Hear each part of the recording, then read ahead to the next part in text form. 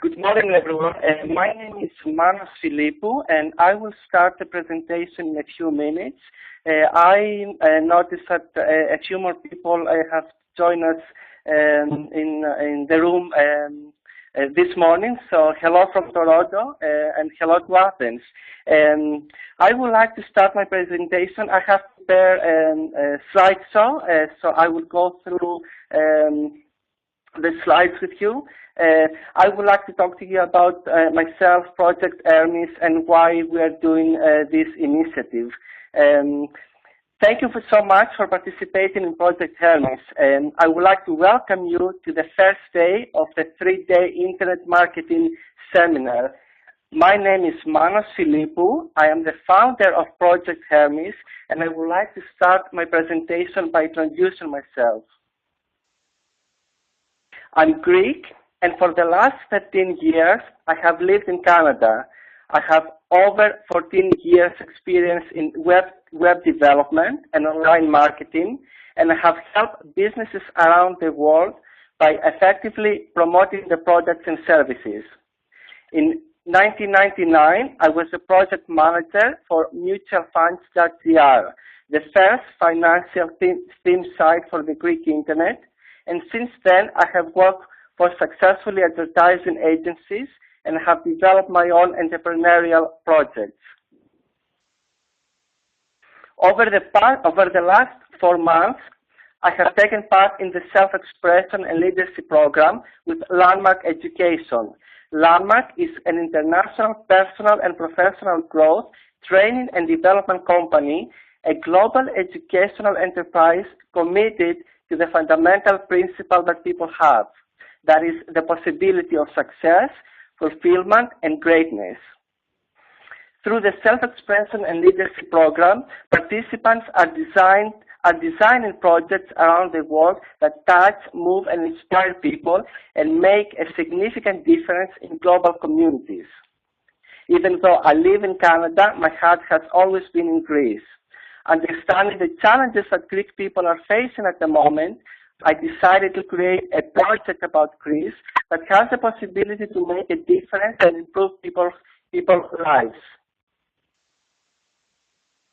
Project Hermes is my effort to help my country and the people I love so much. I believe that we need to use technology to our advantage and create new opportunities for our young people, the Greek companies, and the Greek economy. There is a whole world out there, and we can reach it through internet and by using the right methods, tools, and channels. Young Greek people do not have to move to other countries and leave everything they love behind in order to find a job. We are not in the 60s anymore. North American companies are outsourcing jobs to talented people from other countries. And my question is, why not Greece? And Greek companies do not have to struggle when they can reach brand new markets to promote their services and products. We need to develop new ways of thinking in order to get out of the crisis, and we need to obtain new skills that will make us competitive in global markets.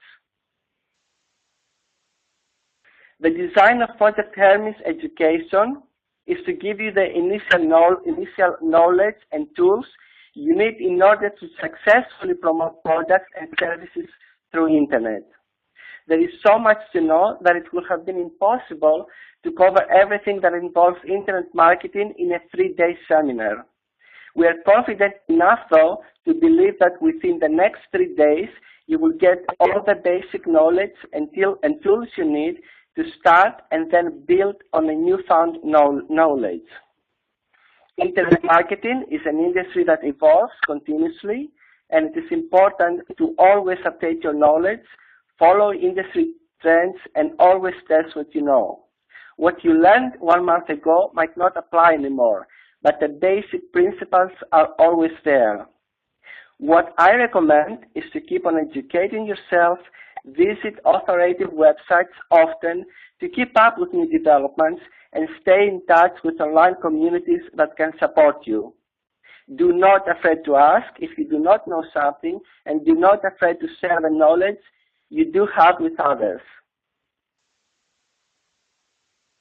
Through this education, you will learn about social media, search engine optimization, mobile and email marketing, and other marketing tools and technologies.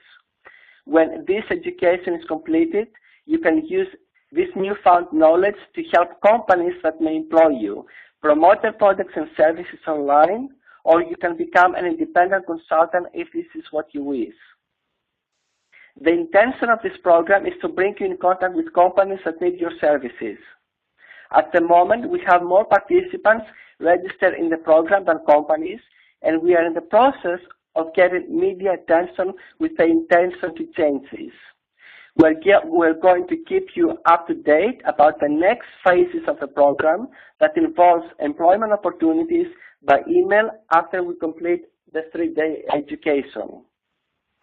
Before I present the agenda for the next 3 days, I would like to thank the people who have made this education a reality. Hermes education wouldn't have happened without the knowledge, support, and time that they so generously offered. The first presenter is David Barreno, and he's going to talk to you about social media. David is a social media strategist at Divorce Marketing Group, helping divorce professionals create and implement robust internet marketing strategies that brings results fast with guaranteed profits. His mission is to help people grow their passion, whether it's their business or their personal life, so they can make better informed decisions to change the world.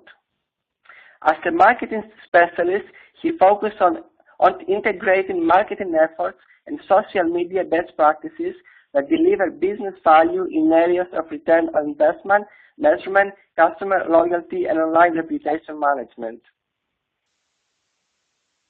Our next presenter is Zahira Khan. Zahira is a social media strategist and founder of LexTech. Her goal is to help businesses increase their sales by 21% in 21 days using a successful blueprint that incorporates online and offline marketing strategies. She focuses on social media marketing to create web assets for clients, a growing area for many businesses as they're just getting started with social media marketing. She is an effective trainer, both technical and motivational, and has excellent technical skills, network, application, and web. She enjoys helping others transform their lives to live more happy and successfully, and can help people to better understand and overcome any hurdles in life. Lenia Evangeliniou. Lenia is the founder of Web Marketing Greece. She studied electrical and computer engineering at the National Technical University of Athens, and after finishing her bachelor degree, she moved to Paris to continue her postgraduate studies. She lived in France for 5 years and worked as a pre-sales engineer in a telecommunication company. While she was highly successful, she decided to refuse a high salary job in Paris and follow her dream to realize her life project. She moved to Greece despite the financial crisis and built her own business on Chios Island. Her philosophy is to create a relationship of trust and integrity with her clients and provide services and knowledge that can help companies and professionals through the benefits of her specialization. Her aim is to use online marketing to increase value proposition and produce the best possible results for her clients. The agenda for the next 3 days is as follows. We are going to start today by doing an introduction to the essential tools for social media, and then David is going to go through with you with social media part 1 and social media part 2. We are going to finish at 5:30 your time, Athens time, with open questions, conclusions, and assignments. So really, the first day is all about social media. The second day, we are going to recap the assignments, and we are going to talk about email marketing and on-page optimization. At the end of the day, you will have the opportunity to give your questions, and we are going to conclude the day, and we are also going to give you assignments. The third day, on Sunday, we are going to do a recap and assignments, and we are going to talk about mobile websites and marketing. You are going to have the opportunity to give us your questions about mobile websites and marketing, and then we're going to move to the next subject, which is video marketing. We are going to continue the program of the day with open questions from you, and then we are going to explore, we're going to talk about the possibilities and what are the next steps after the 3-day program. Once again, I want to thank the trainers and all the people who have contributed generously their time and effort and support this effort. David is going to start the presentation with the essential tech tools for social media. David?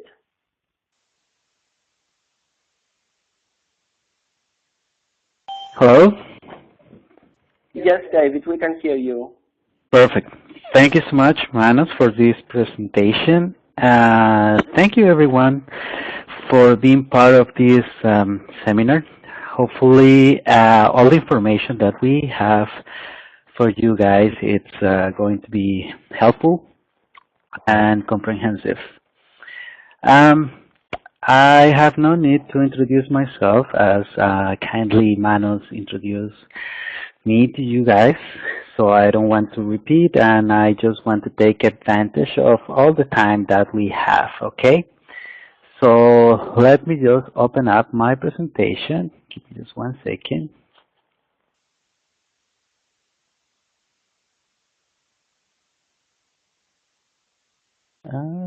Okay.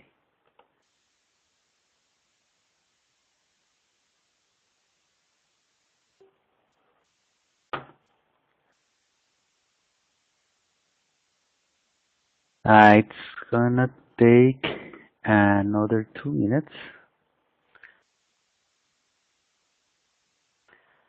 Let's see.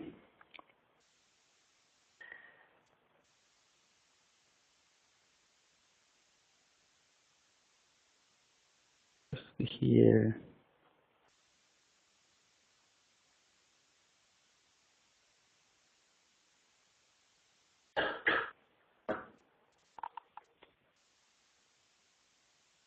Okay, it's uploading the presentation.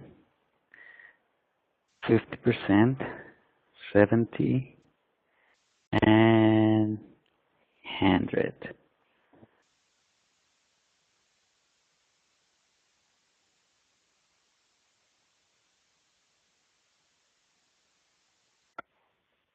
Okay, listen on remote.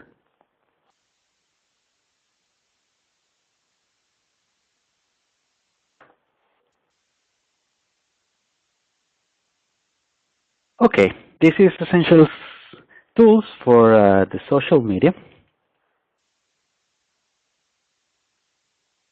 And the first one that I want to talk about is Google. I know, guys, that you probably use Google a lot. That's my favorite place when I don't know something. The first thing I do is just to go to Google and search for it. And actually, in English, it became a verb. So if you don't know something, you just go ahead and Google it. But Google started as a search engine, and it's been evolving and growing really fast, and it's been getting another services besides Google. So my first recommendation is to get an account on Google. The easiest way to get an account on Google will be opening an account on Gmail. Okay. Why Google? Well, Google is been growing so fast and has other services apart from the search engine. It has Google Docs, has Chrome, has Gmail, Google Drive, Google Plus, and Google Analytics. And these are essential tools that we use in a daily basis in the social media business. So if you're not familiar with Google and all the services that Google offers, this is the right time to do it. So one of the assignments that I need you guys to do for tomorrow will be to open an account on Google, on Gmail, if you don't have one. If you already have one, well, you're going to explore a little bit more all the services that Google can offer to us. Okay? Let's see. How can I switch this? I'm going to share my screen now.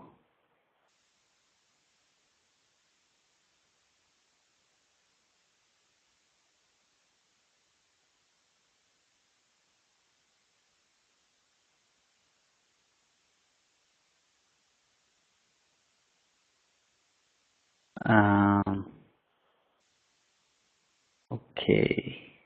Give me 1 second because it's not working for me. Entry and exit chimes are on.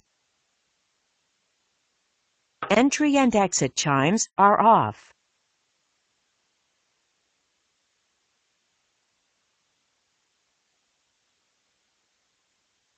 Okay. So let me just go back here then.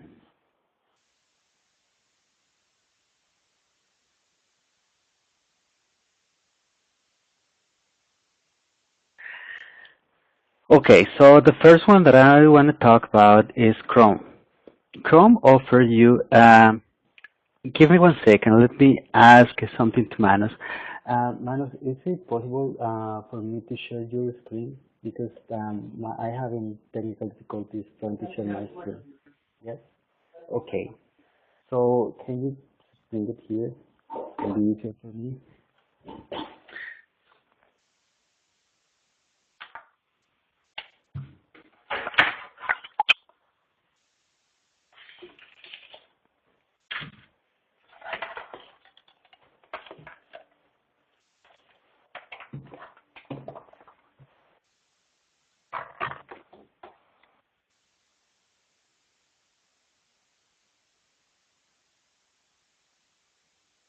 Okay.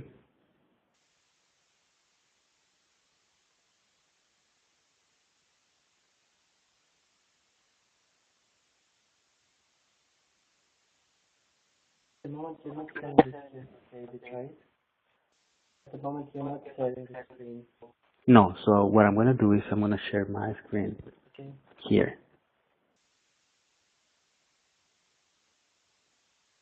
It seems that we have a technical difficulty with one of the computers, but at the same time we're just moving forward.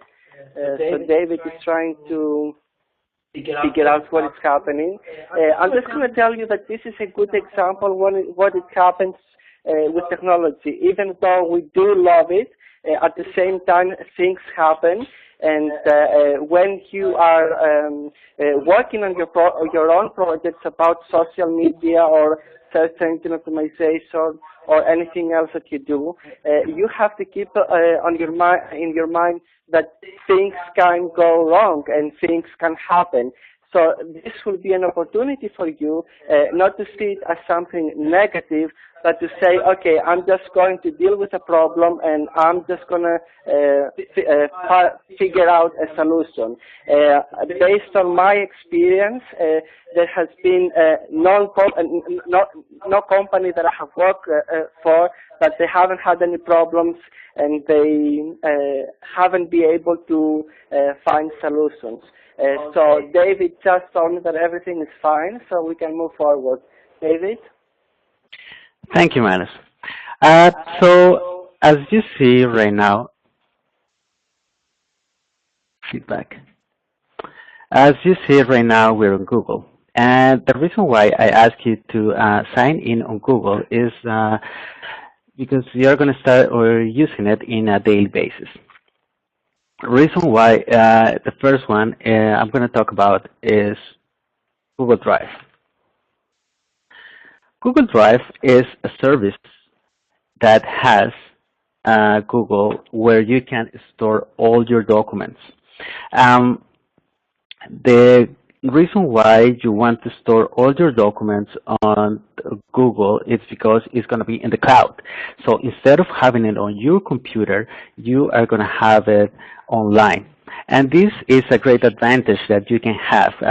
One of the reasons is if your computer crash, or if your computer is not working, or your computer gets stolen, you are still going to have access to all your information and all your files, because those are going to be stored online in the Google Drive. So Google Drive basically is a storage unit that allows you to have for free 5 gigabytes of storage. But it's going to be unlimited if you use Google Docs. And that's the second subject that I want to talk about. Google Docs is something similar to Microsoft Office. So Microsoft Office has a Word, has Excel, has a PowerPoint. Google Drive has the exact same things. So, for example, here, as you see, you can create a document, you can create a presentation, you can create a spreadsheet, and you can even draw on it. And the good thing about it is, like, every time that you open a document, that document, it's going to be online and it's going to be safe in real time.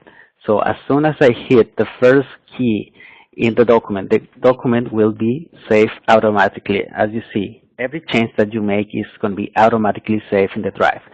So if your computer goes off, or something happened and the computer crash, you always want to have your all your information secure.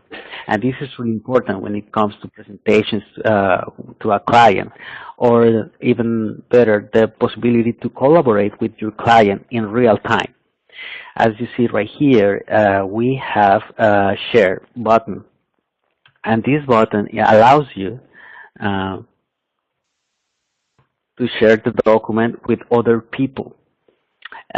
So instead of sending the file, then the person has to download the file, change or edit the file, and then uploaded it, and then send it back to you, and then you receive it, and then you have to download it to your computer, and then you ended up having multiple copies or different versions of the same document. And that's prompt you to an error, because sometimes you choose the wrong file and something changed, and then you ended up working on the wrong file. But with Google Docs, that allows you to work in only one file. So you can invite as many people as you want, and everyone can be working in the same document. So even though if I change something here, the person is going to see it automatically, going to see it in the other end. And this is a great advantage, guys. Before, we have huge problems going back and forth with our clients and trying to work in the document at the same time. It was almost impossible. But with these Google Docs, that's what allows us now to work in the same document. Other great feature about it is that it has a revision history. So it's going to create a copy of every single change that you create in the document. So if you made a mistake, or someone changed something by mistake, they always can go back to the document and change it to a previous version. It's like having the same document from the very beginning to the very end, and all the versions and every single change in the document. And you are going to be able to retrieve it, or just going back in time and retrieve the actual document that you want to edit or you want to retrieve. So that's why one of the reasons I want you to start using and get familiar with Google and all the services that Google provides. And the good thing about it, guys, is that these kind of services are free. So you don't have to pay for it. And that's a great plus about it. Let's close this one, and then, as you see, Google has other services, and everything starts to get integrated, right? So in one screen, you can have your calendar. In other screen, you can have your mail. In other screen, you can have your Google Plus. And Google Plus is something that we're going to talk later on. Because remember, guys, the day-to-day is everything about social media. I'm going to try to go back to my presentation.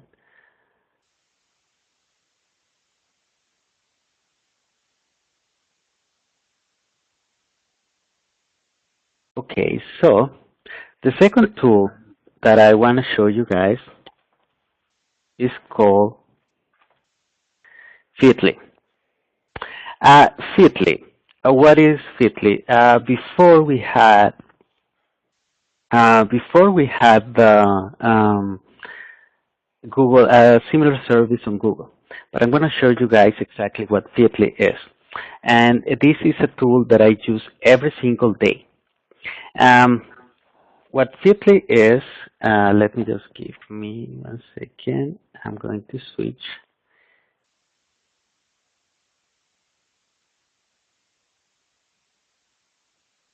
Okay.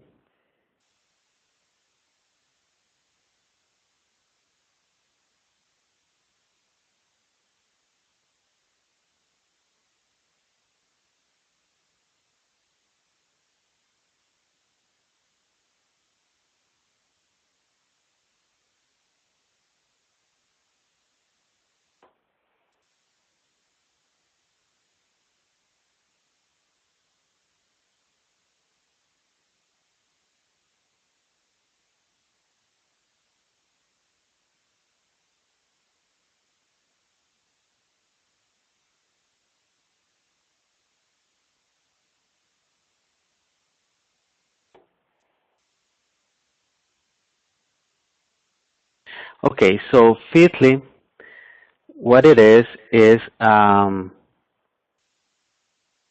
site that is going to allow you. Now, give me 1 second.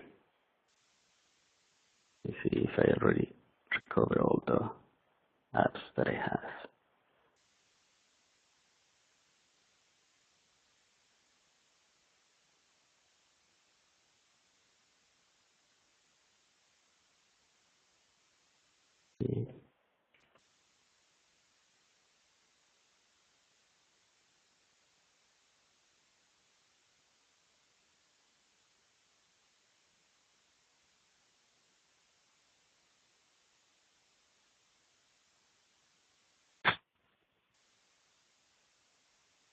Okay.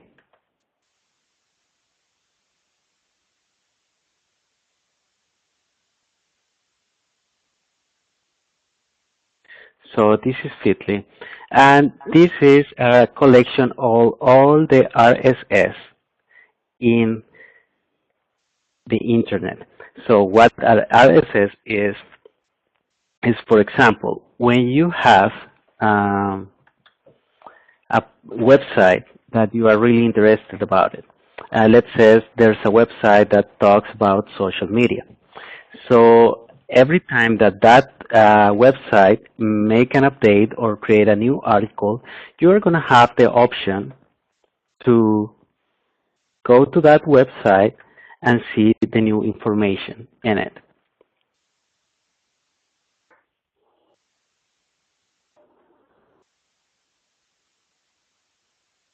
Okay, so let's see. For example, in my case, I like different things. I like music, I like social media, I like technology, I like to get inspiration. So I can collect all the websites that I like, and I'm going to have it right here in my computer as a magazine. Let's put it this way, like all the information that I care about in the internet, I'm going to be able to see it in one place, right? So let's see. For example, when it comes to social media, I'm going to open this. And you see, I'm following all these websites that talks exclusively about social media. So every single day in the morning, the first thing that I do is I go here, it's like reading a newspaper. And it's going to give me all the links and all the articles, the latest articles in each website, and it's going to present it to me in this interface. So I can check every single one of the websites without having to visit the actual website, because all the content, it's going to be segregated and organized in a way that I can see it. Then when I have something that I like, I just put it here and I can read it, right? So this is a huge advantage in social media, because one of the things that social media is everything is about content. It's about creating content and being informed and being always informed about the latest trends on social media. Social media is one of the things that always change. Every single minute, every single day, there's a change. And if you're not up to date, as Manos was mentioning before, you always have to be up to date, because something that is working today may not work tomorrow. And this is the way that you have to be informed in every single change, because every single change is going to affect the way you are going to work in social media. Just put an example, guys. 4 years ago, Pinterest didn't exist. 5 years ago, Facebook didn't exist. 4 years ago, Twitter didn't exist. So even 1 year and a half ago, Google Plus didn't exist. Now everything is becoming social media. Let me just go back to my presentation.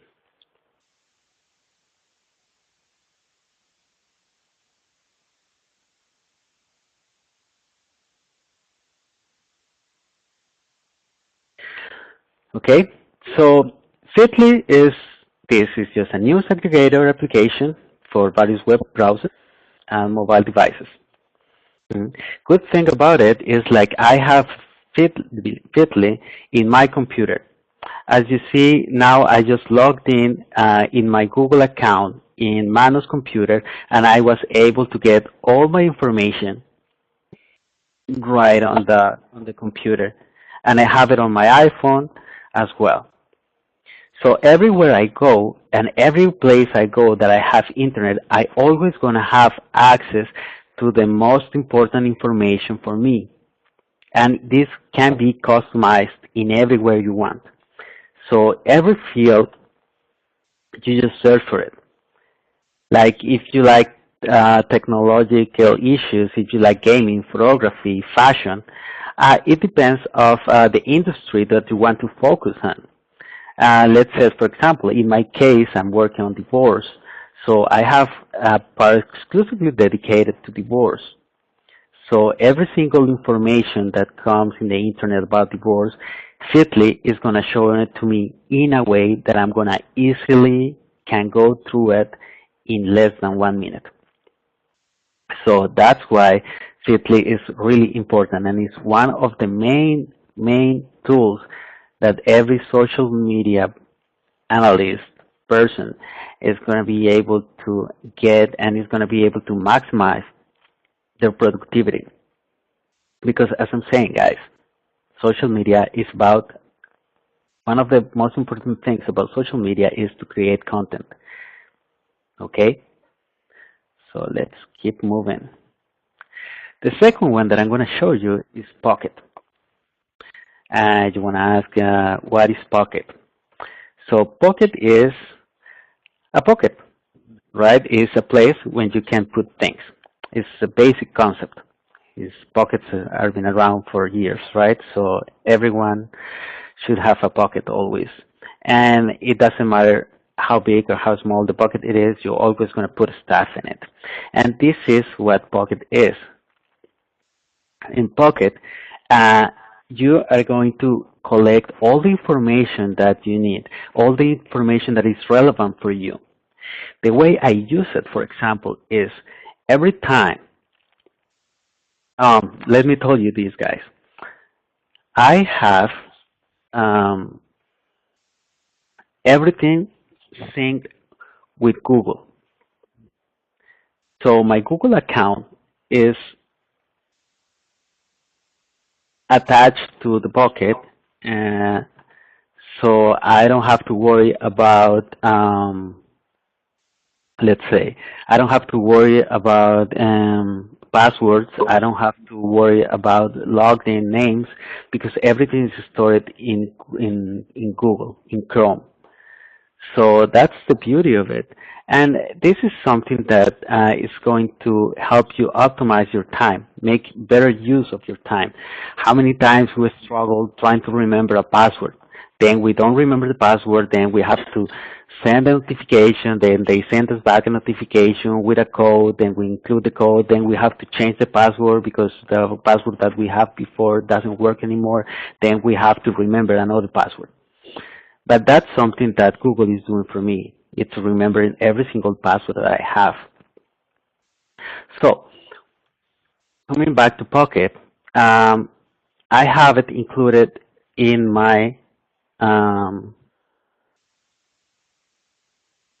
Google. Let me show you how it's working.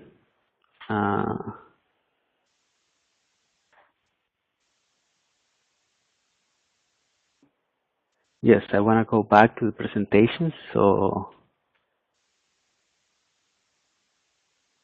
let me see. Okay. So,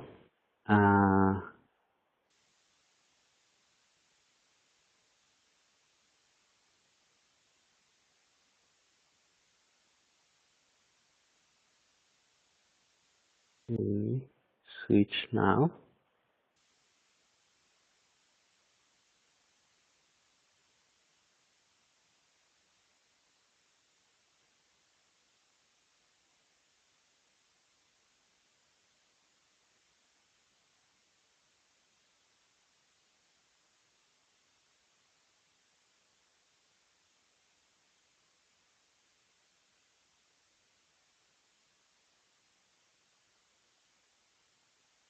Okay, so this is my Chrome, and this is something that I opened with Google.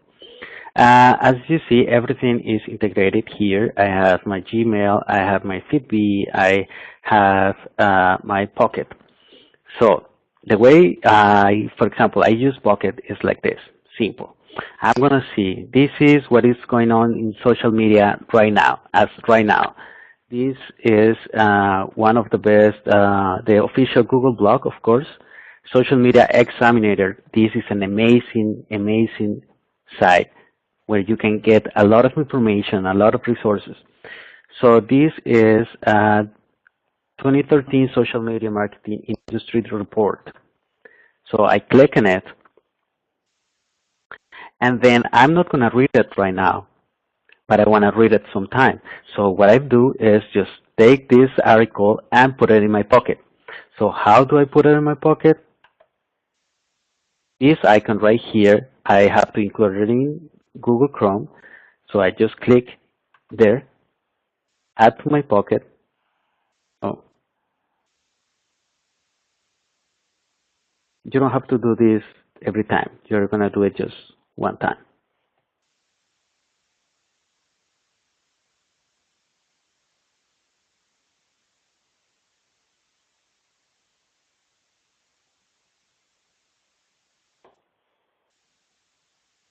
Okay. One second.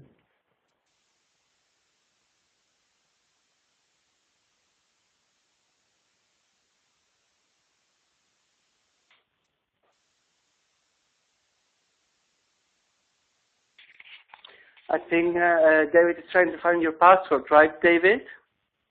Yes, because it didn't came with Yeah, that is fine because that is another opportunity to talk about another issue. It's about passwords.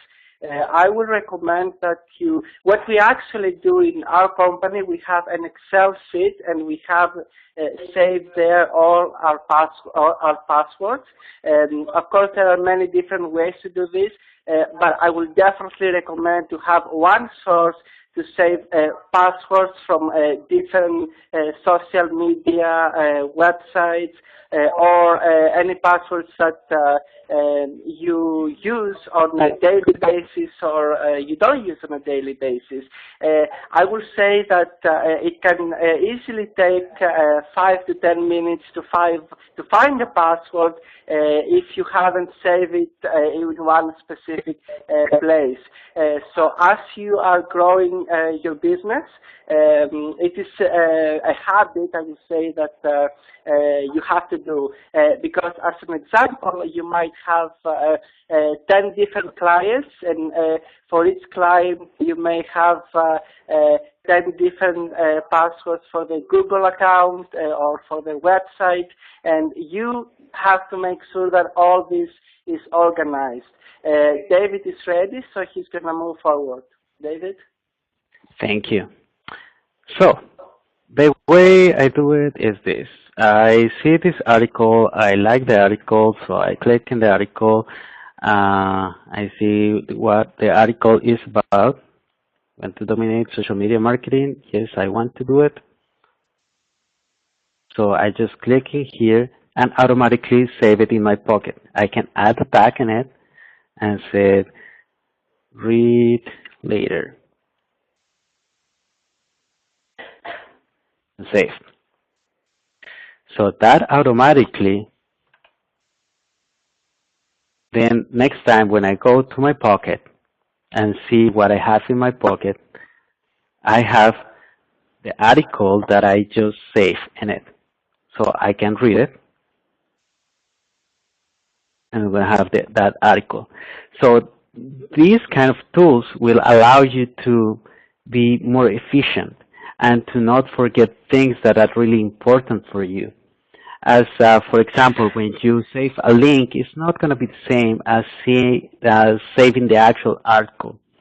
So this is another tool that really going to help you to maximize your knowledge and to get content. Because remember, one more time, social media is about, one of the most important things about social media is being able to create content and create not only content, but really good content that is relevant and that is actual, that is happening right now.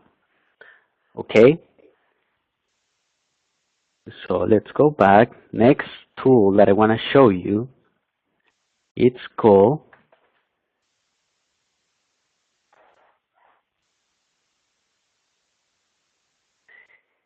If This Then That. And this is something that it's going to help you with the social media in the sense that it's going to do things for you. It's like having an assistant. It's like having someone helping you out to do things automatically without thinking, without intervening. That's going to do it automatically. So I'm going to show you examples. You can create many recipes.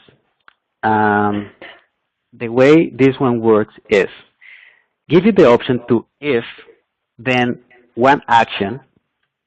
Look, if this, then that. So first you select the this, and you see has many channels that you can select, right? In this case, for example, I'm going to select, let me see, I like videos, right? So I select video. So when I like a video in Vimeo, then I create a trigger. So the trigger is what happened after I like a video in Vimeo. So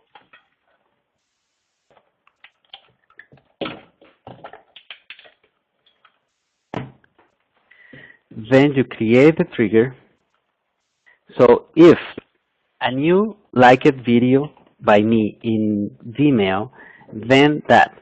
So that, what can it be? Like, let's say, for example, LinkedIn. So LinkedIn is another social media. And this, what it's going to do is I'm going to share an update.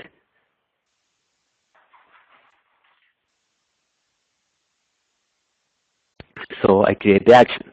So every time now that I like a video in Vimeo, then this software is going to automatically take that video and post it in my personal account in LinkedIn.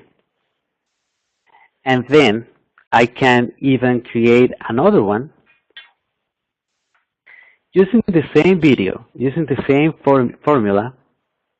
To create another formula using the same pattern.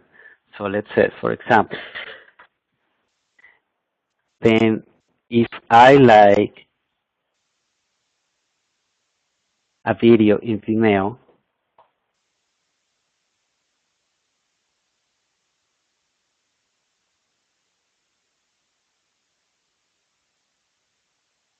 same formula, new video like it. Then if I like a video in Vimeo, then Facebook, create a status message, then create it.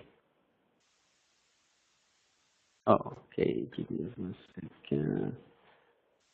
This page, go back, create a link post. That's what I want. So as you see, the same action that me liking a video in Vimeo, now it's going to do two things at the same time. So that video is going to be posted in my LinkedIn account and it's going to be posted in my Facebook account. So if I want to do this manually, imagine this. I have to go to Vimeo, then copy the link, then share it in Facebook, and then take the same link and open LinkedIn and share the video in LinkedIn. That's like 3 steps, 3 processes with probably more than 5 clicks each. This one with only 1 click and doing 2 things. And then I'll show you guys the amount of things, the amount of channels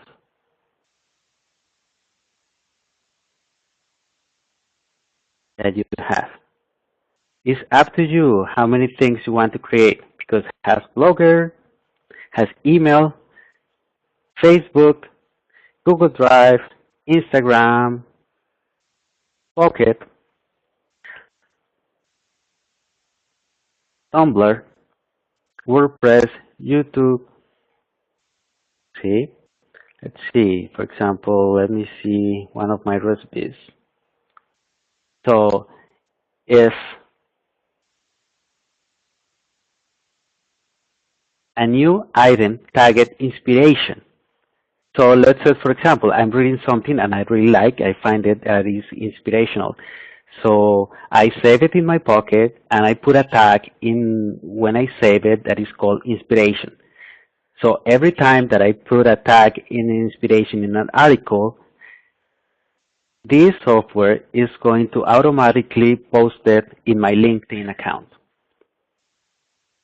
And that's something I can do only with 1 click. And that's the beauty of it, because at this point we really don't have too much time, so we have to maximize our use, the use of our time. So things like this, that with it become automatic, it's gonna help us to free our time and to do many things at the same time. That's why I really like this one. Let me ask Manus, how are we doing with time?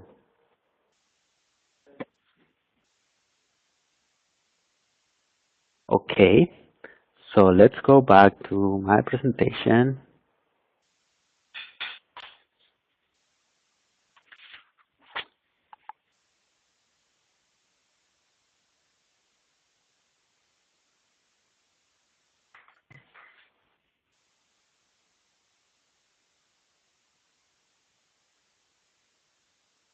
Okay. So IFTTT is like putting the internet to work for you. And remember, so you just have to go there, open an account, authorize this software to get access to all your accounts, and after that, well, you just start to play with it. And this is the learning curve. It's up to you guys. It's whatever you want to do. Is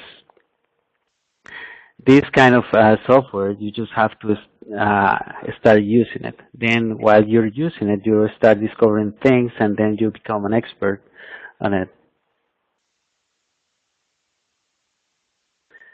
Uh,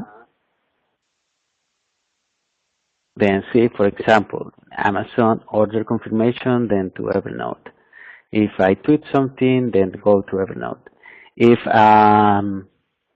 website that I like and I trust, they have a new post, I don't even have to be present. I don't have to read the post, or I don't have to, like go to the website. I can just only use this software, and then you can just program, activate the trigger, and then every time that website posts an article about social media, then it's going to be automatically posted in my LinkedIn account.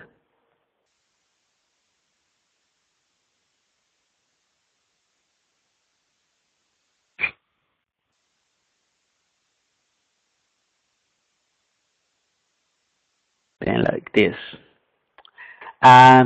So these ones are another ones that I want to talk to you about. The first one is Pixlr Express. And let's say at the beginning I was using Photoshop. So uh, the Photoshop is something that I use it a lot, but now I'm using this one. This one I like it because it's online and because it's free and it's really, really easy to use. Okay. So these links that I giving you guys, I'm gonna send it to you. So the idea will be for you to explore these softwares. I'm going to talk briefly about each one of them because we're running out of time. If I could say something, David, I know that we have only 4 minutes left for this section, but at the same time, if there is anything important that you want to tell to the participants, give any information, you need more time, we can definitely do it. So I can give you an additional 10 minutes if this is something that you need, okay? Okay, sounds good. So, Pixlr, we talk about it. Dropbox is something similar to Pocket, but a little bit more comprehensive as has more space, and you are able to share documents with other people. If you are using Google Drive, you are not going to need this because actually this one is going to do the exact same thing. Third one will be MindMaster, and this one is something that allows you to collaborate with other people doing mind maps. Mind maps are really beneficial when it comes to organization, when it comes to organize a project. That's something I learned in school, and then when I found this online, it was really, really, really amazing because it really helps you to organize your ideas. For me, it was really difficult to put it on paper, but this software really allows me to put it on paper, but in a really good way and a really organized way. The fourth one will be... Excuse me, David, before we move to the next one, will it be possible to show a visual of the MindMaster? Because I think that will be important for the people just to get an idea of what it is and how it looks like. I just want to say that this is a great tool, and I will definitely recommend it as well. I actually use this tool to create Project Hermes, and I put all my thoughts and ideas in one place, and it really, really helps you to organize what you want to do and basically put everything in the map and have everything in front of you. And then all you have to do is to take action. I would say that that's one of the best tools that I have been using for the last 2-3 months. So David is going to log in to his account and show you his mind map. And I know that I put him on the spot. I apologize, David, because this was no, it's plan. Okay. I already have it here. So as I was saying, everything is incorporated in Chrome. So I have every single piece of information that I need. I always have it on Chrome. This one maybe is going to ask me to introduce my password, but it's because I'm using Mano's computer. Oh, but there you go. So it's this one. So let's take a look of mainstream.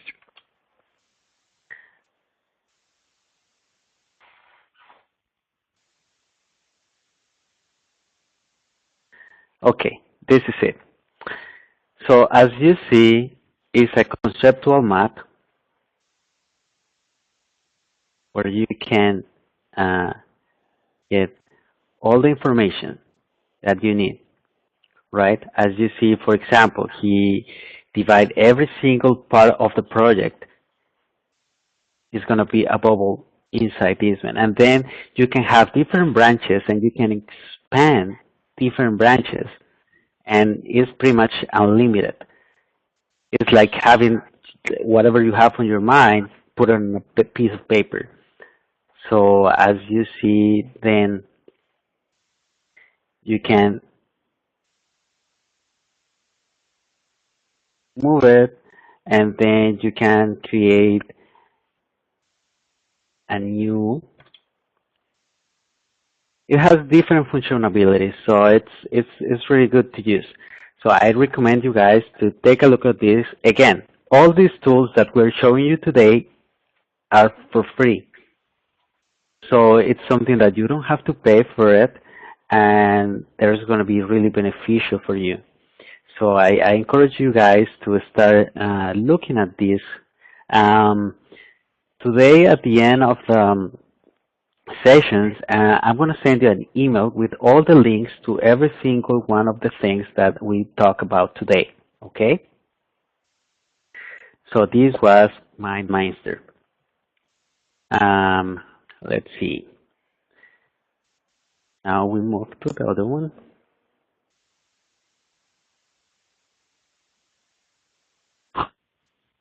I go back to my presentation.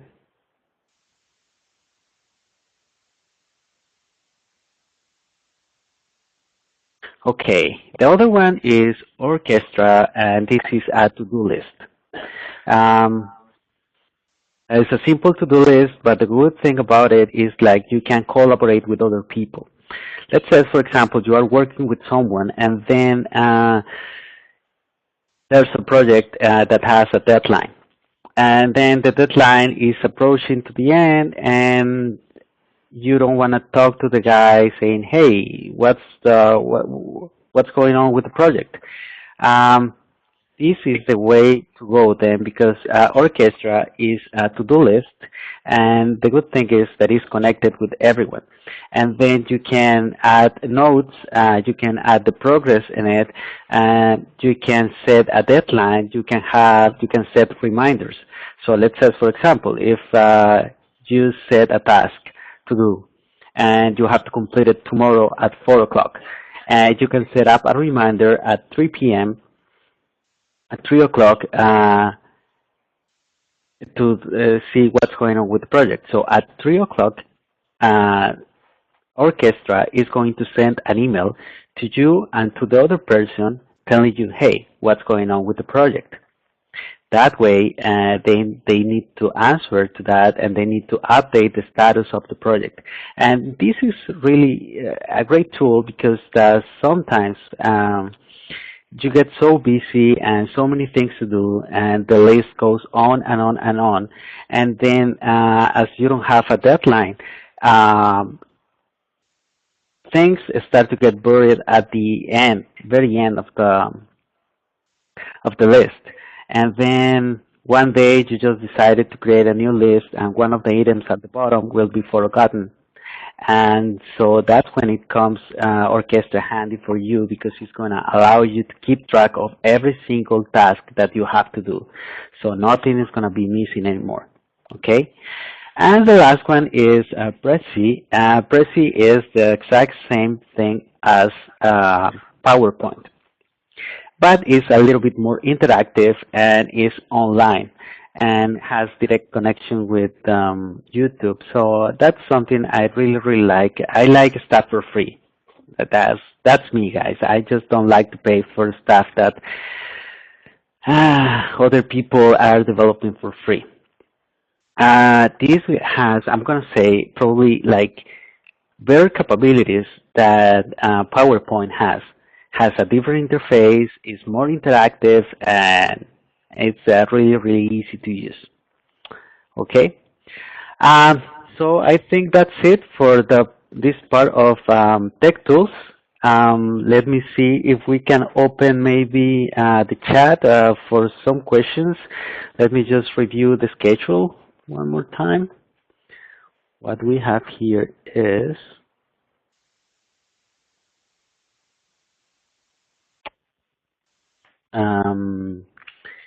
it's going to be starting social media. Okay, so let me know, guys, if you want to hold all your questions at the end of the session, or you want to have like 10 minutes for questions. You can use the chat. Let me see. So the chat room is on the left-hand side at the bottom of your screen. This is where you can post your questions, and David will answer. Okay, sounds good. So we're going to move on, I guess. Give me 1 second. I'm going to close this one. And then I'm going to... as David is changing his slides, I just want to say that I understand that you may not have questions now, but when you review the material later, or if when you think about what you learn, and explore the different tools, you might have questions then. So in that case, we're going to give you our email address at the end of the session, and you can send us email, and basically we're going to answer your questions. David? Yes. So I'm uploading the presentation right now, but what we're going to talk about is exclusively social media. So let me ask you guys, what do you understand by social media? If someone can answer the question in the chat, please do.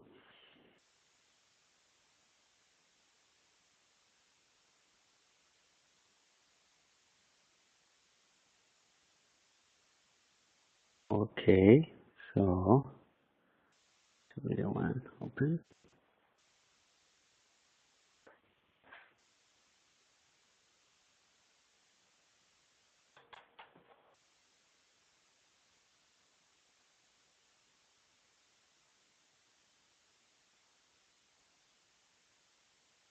Oh, okay. So can you tell me what's the difference? Is the question, David? Is the question? Yeah. I'm asking. Yeah, just read it loud so people will know what you're talking about. Okay, so Lois is telling me that social media in Greece actually has a different use than in Canada. Okay, let's see.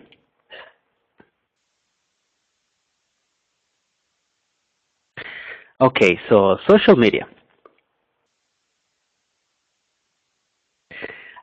Social media, let's go to the terminology, and you're Greek guys, so probably you know better than me. But media is just an instrument. of communication, right? So it's like a newspaper, like radio, like television. That's the media. So social media will be just the instrument of communication for in a social state, right? So it's a social instrument of communication.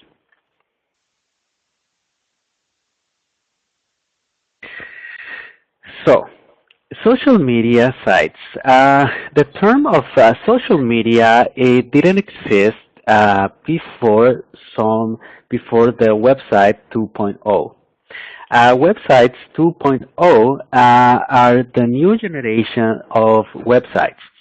So right in the 90s and in the 2000s, they were websites that provide you with information. So give you information if you want to go, would you want to know, for example, something about airlines. So you go and search on Google for airlines and you're going to find a website, for example, Wikipedia. And in Wikipedia, you're going to find all the information about airlines. And the thing with these kind of websites is like they were only one direction. So there was no any kind of interaction, right? It was like one-way street. It's like reading the newspaper or listening to the news or watching the news on TV. You have no interaction whatsoever. So those were the 1.0 websites. Websites that provide you with information. The social media sites, on the other hand, is like a two-way street, right? When you have the possibility to interact with the information. They provide you information, but at the same time, you can respond or you can interact with that kind of information. And you can interact with other people and about that information or what is going on the website. So let me give you some examples of social media websites. The social media websites, for example, we have Reddit or Dig is these sites when you interact by voting for articles or commenting on them. So a recent one probably is going to be the Huffington Post. It's a website that is like a newspaper. It's a website dedicated to news. But the good thing about it is like every single person is going to be able to participate, even providing articles or commenting to the articles or creating their own channel within the site. The second one will be the social networking. And the social networking is like Facebook, High Five, Last.fm, Twitter, Pinterest. Is these kind of sites is when there's no actual information, but is the information that each person provides. And that's the difference between the social news and the social network. And then is the new ones, that is the social photo or video sharing, like YouTube. As you see, when you go to YouTube, you can upload your own video and then you can comment and other people can comment on the videos. They can respond to the videos with other videos. As you notice, is just this kind of information, it's just this kind of interaction with the information. And that's what defines social media websites. A social media website is a website when people can interact with the website or with other people. Okay? As you see, which one do you think is the most important or the biggest social media website right now?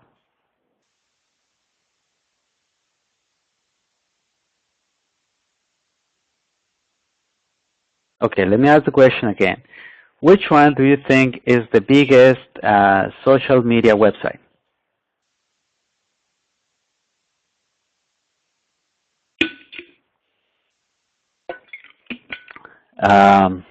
Facebook. Okay, there you go. You got it right. It's Facebook. Um, And the first part of this social media session will be about Facebook. And the reason why it's going to be only about Facebook is because it's the biggest and is the one that is being around the longest and, well, is the most successful. So everything that we're going to apply to Facebook is going to be helpful, or it can be applied to other social media network sites. Okay? So Facebook.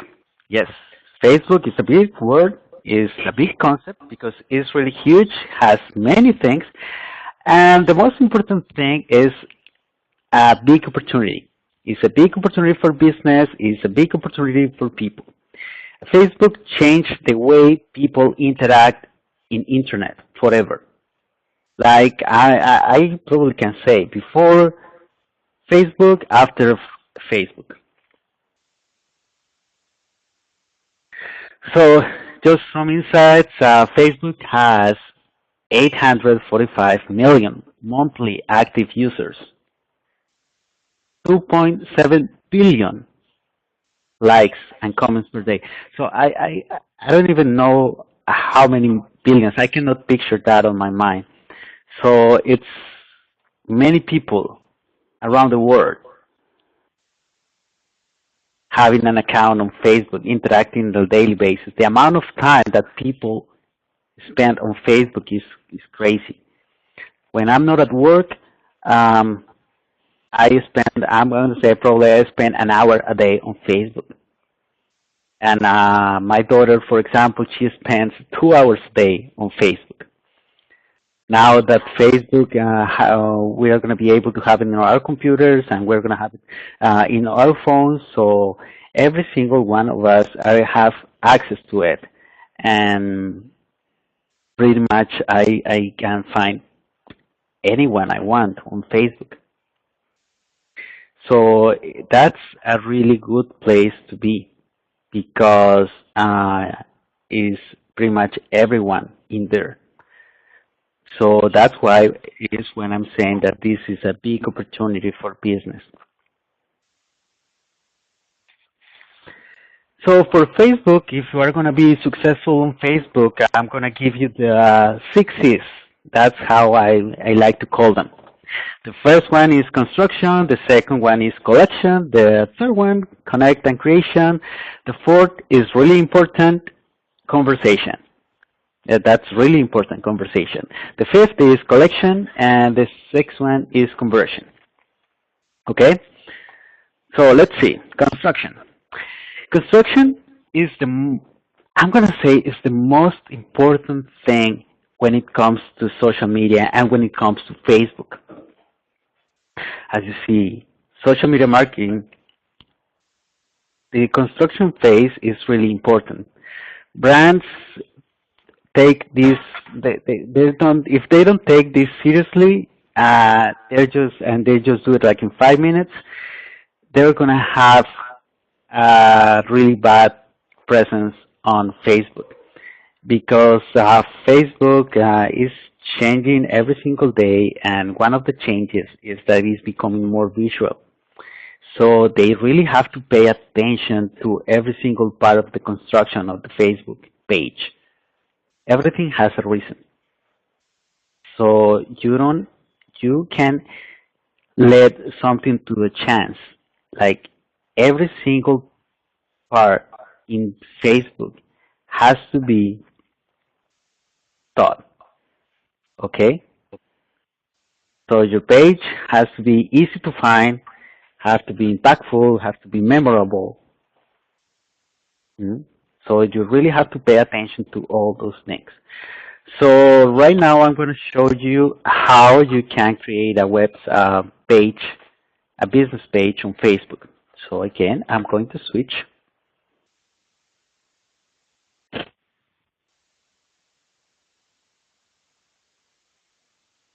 Okay. There you go.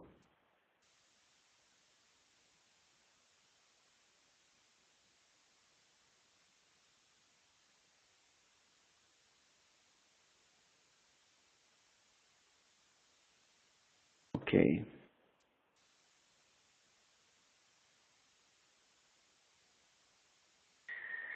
So I hope that you guys are familiar with Facebook. Okay.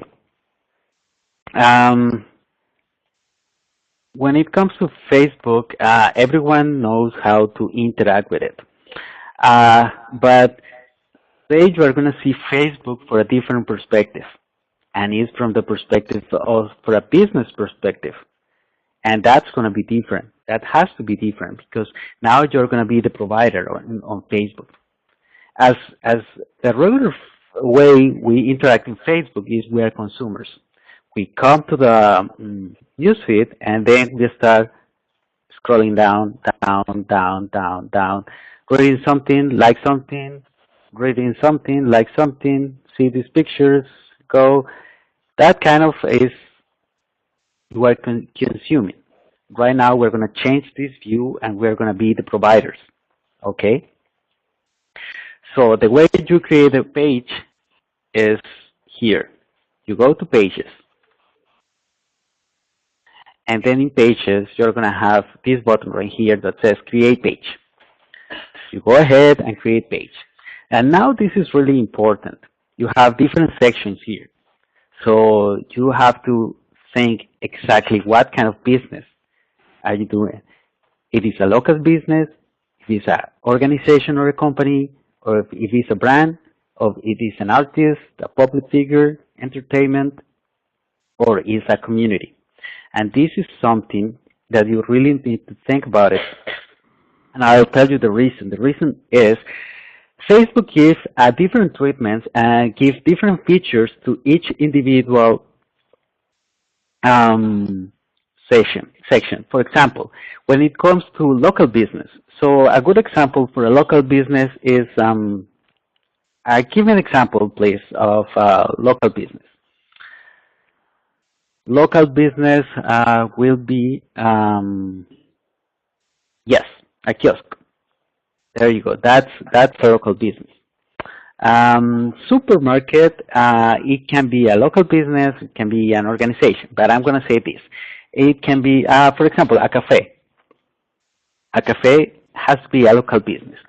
And the reason why it has to be a local business is because we're going to be able to introduce the street address. And when you introduce the street address in it, then automatically Facebook is going to give you a feature that is called check-in.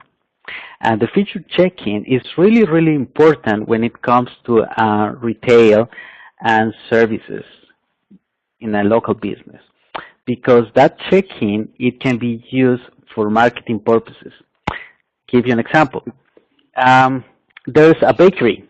And the bakery, they start making the bread around, I don't know, 4 a.m. in the morning.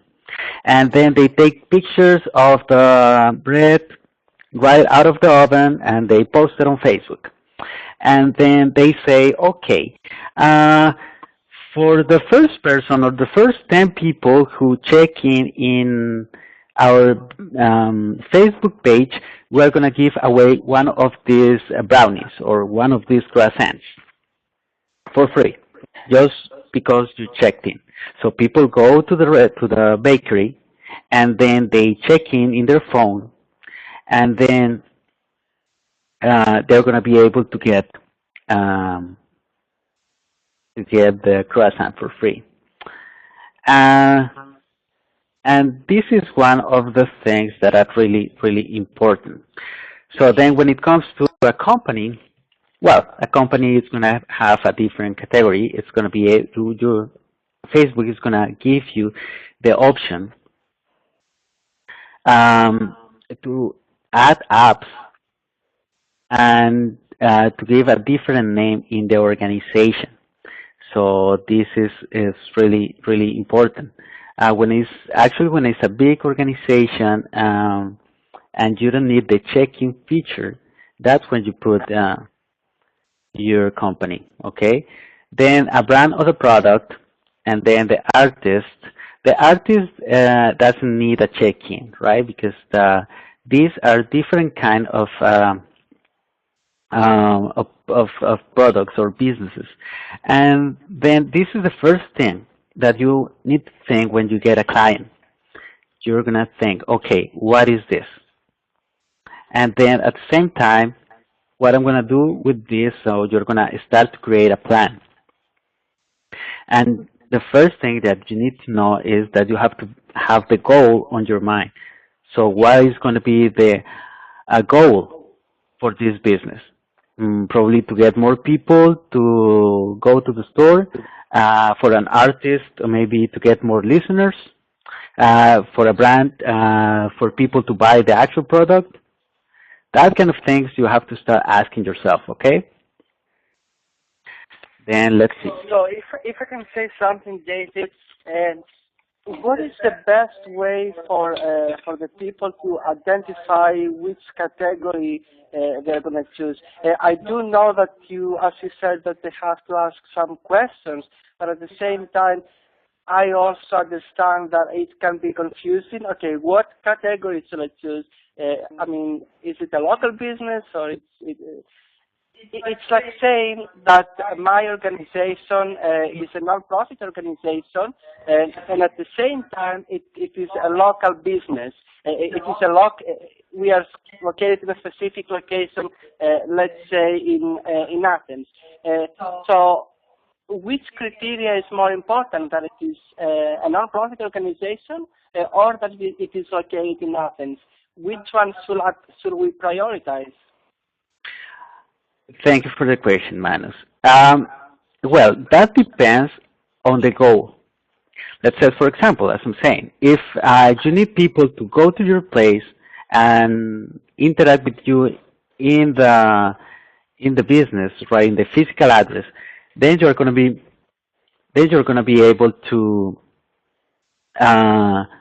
identify right away that is going to be a local business, because people are going to be able to check in it. Let's say, for example, if it's an artist, then you already have it. So I'll give you an example here. As you see, local business, automatically it gives you categories: airport, art, entertainment, attractions, automobile, bank, bar, stores, bookstores, a club. So as you see here, these are more like institutions: chemical, churches, computers, technology, education, and brands. Then you get apps, you get clothing, cars, all the goods, and all the brands is going to be just products, right? So if the Facebook page is going to be about a product, well, then you select brand or product. Then an artist, public figure, see, let's say, for example, if you are working for a politician. So the politician is a public figure, so that person should be in this category of artist and public figure, right? Entertainment. Well, entertainment can be a show, right? A music video, a magazine, a movie. Cause and community. Well, this is like the 6 categories are pretty much defined, and then the only thing that you have to do is just to compare and ask yourself, okay, what exactly is this, and where is going to fit in. Okay. So let's say, for example, we're going to choose this one. I like the idea of the let's see, bookstore. What we're going to choose? Library. It's going to be a local business. So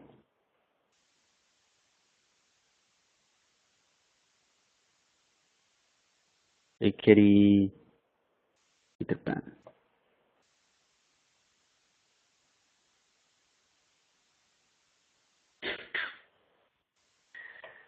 So now we're going to help bakery Peter Pan, and then we're going to create a 55 street. and then the city.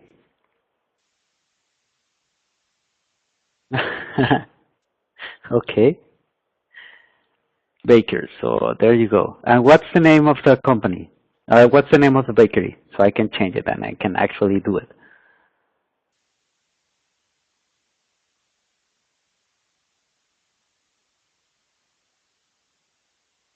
Okay, we're gonna do it like that then. So bakery is gonna be R to H.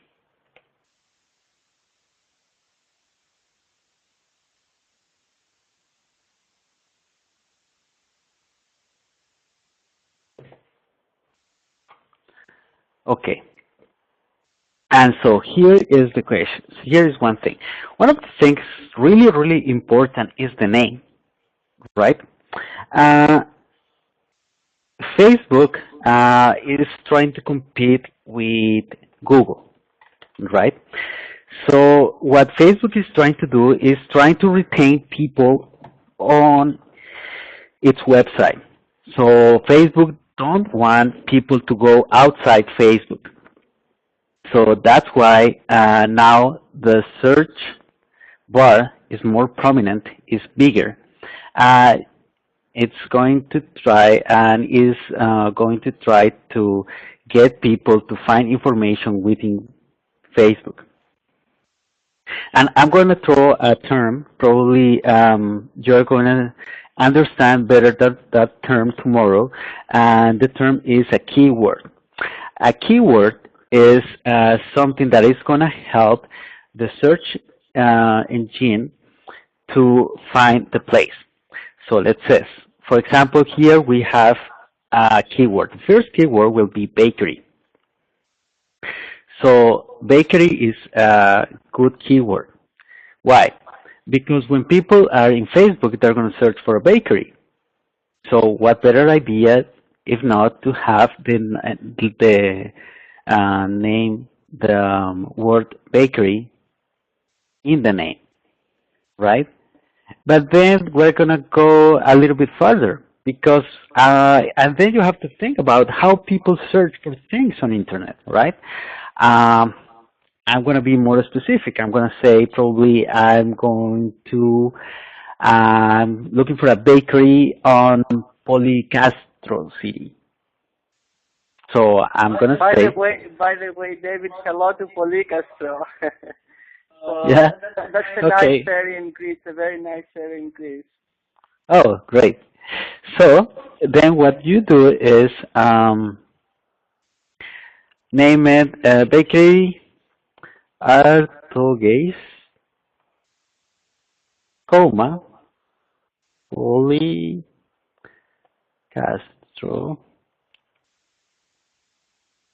City. Okay, so now we have two keywords. First, Facebook is going to recognize that this bakery is in Policastro, right? So second is going to know, of course, there's going to be a bakery. And then third, they're going to know the name right here, okay? So we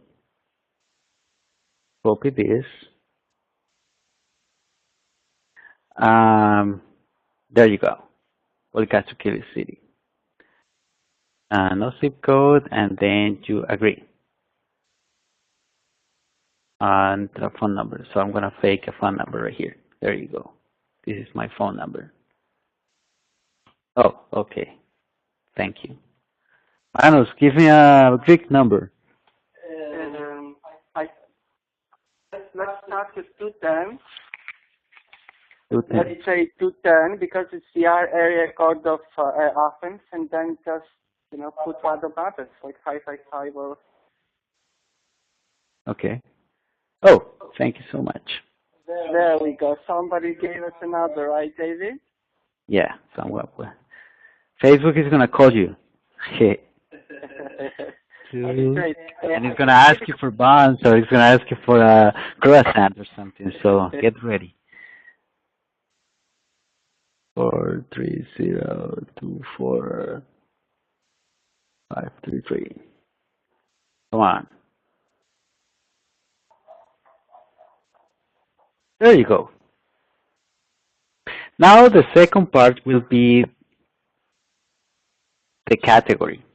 And this is something that I'm not going to recommend to do it. The reason why I explain it later, but for now I'm going to say it's not convenient because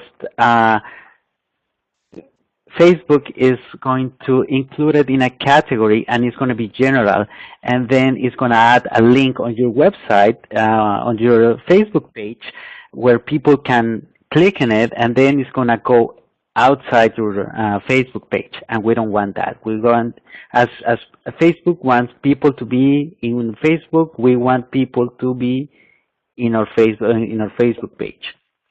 Okay, the description is really, really important because that's the first thing that people are going to see in it.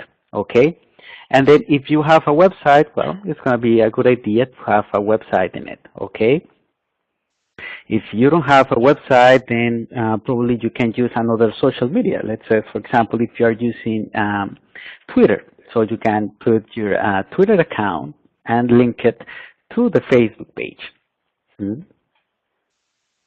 I'm going to, let's see, skip this, save info, yes, yes, take it in.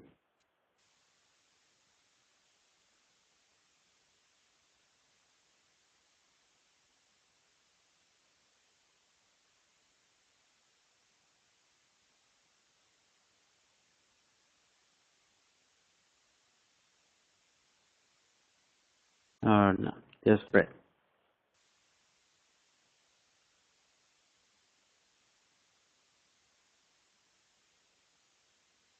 Okay, then you have to upload the picture, and then you have to upload the Facebook web address.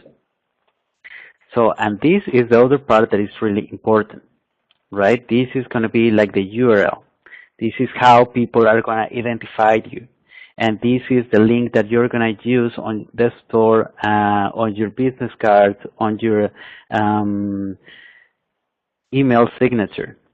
So this is something that you really have to be careful, right? Because when it's too long, people are not going to be able to put it, right? So in here, try to keep it simple.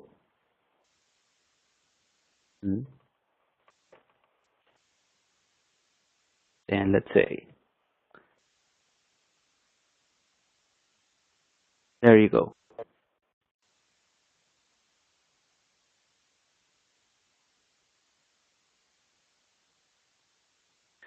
Okay, so let's recap. Really important things. First, pay attention to the name, okay? Second, be careful with the keywords, okay? Third, in the About section, please fill out the information. Tell people what the business is about, right? So this is like the biography for the back part of the book. Like this is the teaching part when you tell people what exactly is going on in this business, right? As you have short description, and this is then the long description, and then the general information, right? And then you can even add public transit, prices, all that kind of thing. So the most complete your profile is, the better it's going to look, okay? Let me see, let's go back to the page. Oh my God, we already have a follower. Dimitris, there you go. You get your free croissant. Just go ahead and pick it up. Okay. So then, in this one, before you move forward about the question, I just want to say that there is opportunity to. I think Facebook has a future where you can give away coupons and give away offers, right? Yes. So this is something that people will know, need to know.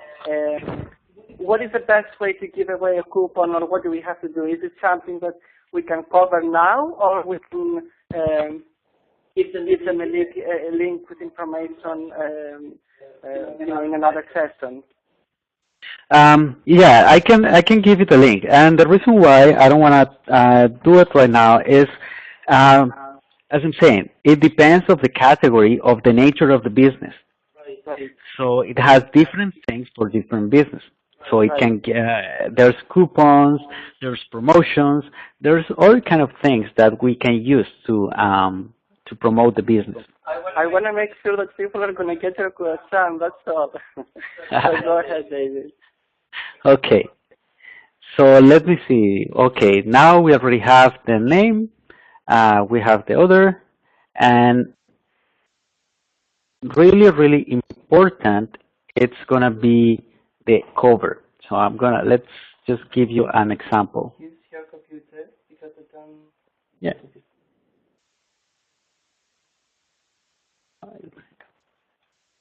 So let's see. Let me show you an.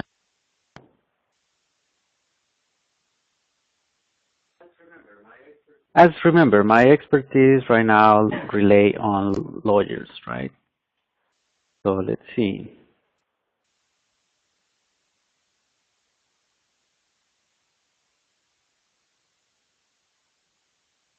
So let's take a look at the moment in this one. So here we really put some keywords. She is from San Diego and she's from California and she practiced divorce. And we put her name in it. So if people are probably searching for divorce in California, boom, Facebook is going to index this website, this Facebook page, as it's going to put it in the first place in the results. Just because it has the keywords California and divorce in the name of the page. Okay? Then the name, you have it here, is the law office of Antonian, is the exact same thing as the name. So that's going to help her to be recognized in Facebook and to be recognized on Google. And Google is another story for tomorrow. Okay? So when it comes to the design of the Facebook page, the cover picture plays a fundamental role in the engagement of the people. So it has to be attractive. It has to say something, right? One of the things that you have to be careful about it is what kind of pictures or what kind of information or how much information you put on the cover page. Recently, Facebook changed the policies about the cover page. And this is good news, and this is something new. Like, for example, in this case, we at the moment that we create this page, Facebook doesn't allow us to put any call to action button. Call to action button is like call now, visit now, get this for free. Any kind of promotion, we were not allowed to put it on the Facebook page, on the Facebook page cover. So that's why always you have to keep it simple. But now Facebook changed the policies, and now you are able to put arrows directing to a phone number saying call now or get 30% discount, that kind of things. Let's say, for example, if you have a bakery, then go back to the bakery. I will probably put these amazing brownies or, I don't know, a croissant. I don't really like croissants. So I'm going to put like 5 really tasty, good-looking croissants in front of it. And then I'm going to put an arrow saying, get one of these for free. Click here or click below click below to know how. Then that kind of things we're going to attract business. That kind of things is going to catch people's attention, right? and that's something that we really need to take in consideration when it comes to creating the cover page. As I'm saying, if you have Photoshop, you can do it on Photoshop. If you don't have Photoshop, then remember in the tools that I give you a photo editor, right? And also at the end of this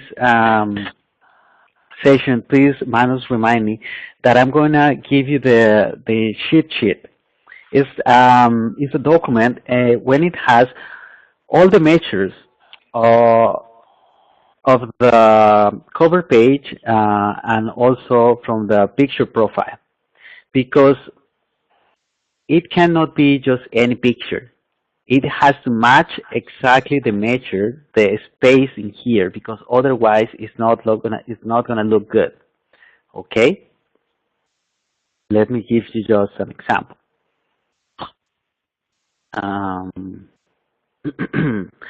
I think I have one here.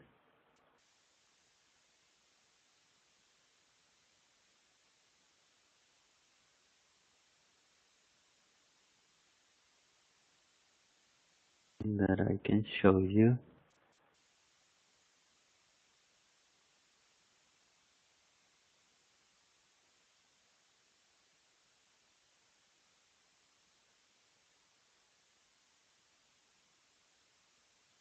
Okay. So, for example, this lawyer doesn't even have a cover on his Facebook page. Has no information, has no activity in it. So when I find this lawyer and I find it on Facebook, I'm really not gonna go for it because it doesn't say anything. Okay, I know that his name is Stephen, but I don't know exactly what the person does. So that kind of things is that the things that we really need to be paying attention to it. Yeah, okay. And I want to say something, David, about this. And in this case, this is a great lawyer. This is somebody who is successful, who has business, who has clients that they're happy with his work. Still, even though he's successful, he's not represented the best way on Facebook. So that means that when people go to his profile and see his page, they're going to think right away. The first impression is this guy doesn't know what he's doing. He's not a good lawyer. And if they see another profile of another lawyer who has a better, more presentable Facebook page, they will probably choose him. And so I'm just going to say that what really matters in this case is the first impression. It's like you meet somebody in real life, and within the first 5 seconds, you know if you're going to like them or you're not going to like them, or if you know that you want to do business with them or think doing business with them or not. So it's exactly the same thing with Facebook and about first impressions. So it is important the page to look attractive. David? Yes. Let's say, for example, this person, Joanne Fiore. I really like her because she really took the time to provide us with all the information, and she really took the time to tell us exactly what she wanted, what colors to use, that kind of thing. So when you're with a client, you really need to get all the information that you can get. You have to ask a lot of questions, just to make sure that you are going to present them with something that they're going to like, and that's something that really represents who they are and what they do. Okay? So as you see here, the first thing is a link to her website. That's something that you have to put right away, because sometimes people, they just come here to go to the website, right? And then in the About section, you really need to fill it in. Put the company overview, put the description, put the basic information in it, And the most important thing, of course, is going to be the contact info. Okay? The contact info is always the phone number, always the address, always the email, so people can get a hold of you right away. Okay? So in this case, she's moving offices, so that's why she doesn't provide with an actual physical address. But as soon as she settles with the office, she's going to be able to provide it with one, and then she has to just change it. So if you really take the time to design this, to follow the rules on Facebook, and to really ask questions, and to really, get the client and choose a design that really represents it, that's when people are going to start liking it. See, we opened this Facebook page no more than 3 months, probably. No, I'm going to say, sorry, probably 6 months. And she already has 437 likes. And these 437 likes are not for free, because she actually took the time to make her Facebook page represent who she is and what she does. So that's why it's really, really important. Okay? Let me just now go back to my presentation.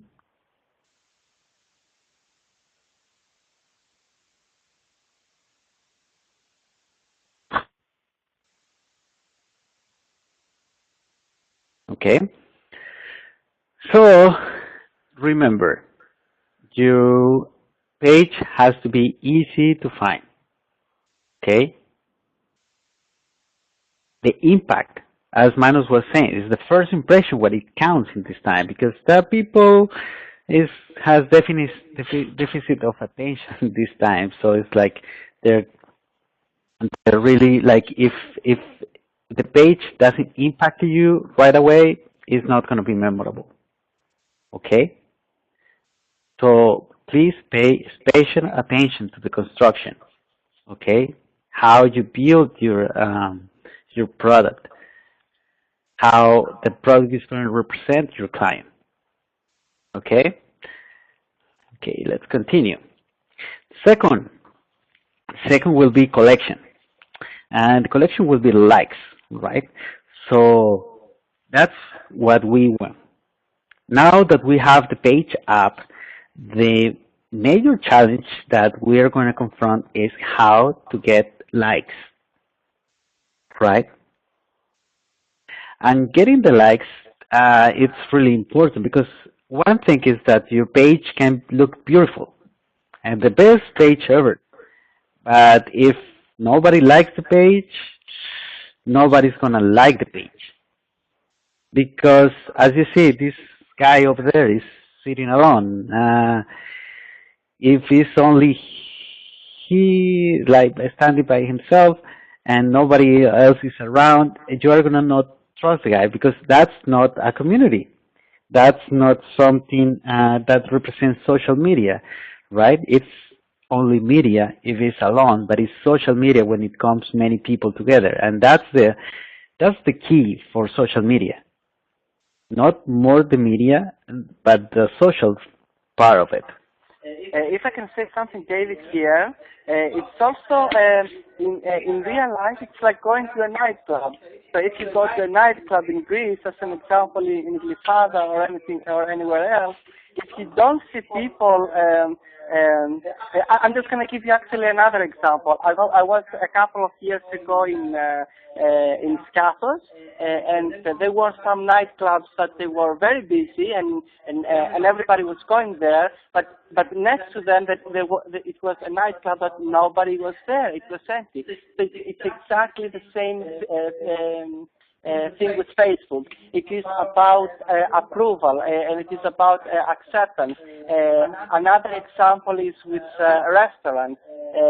Restaurants that are busy usually attract more clients.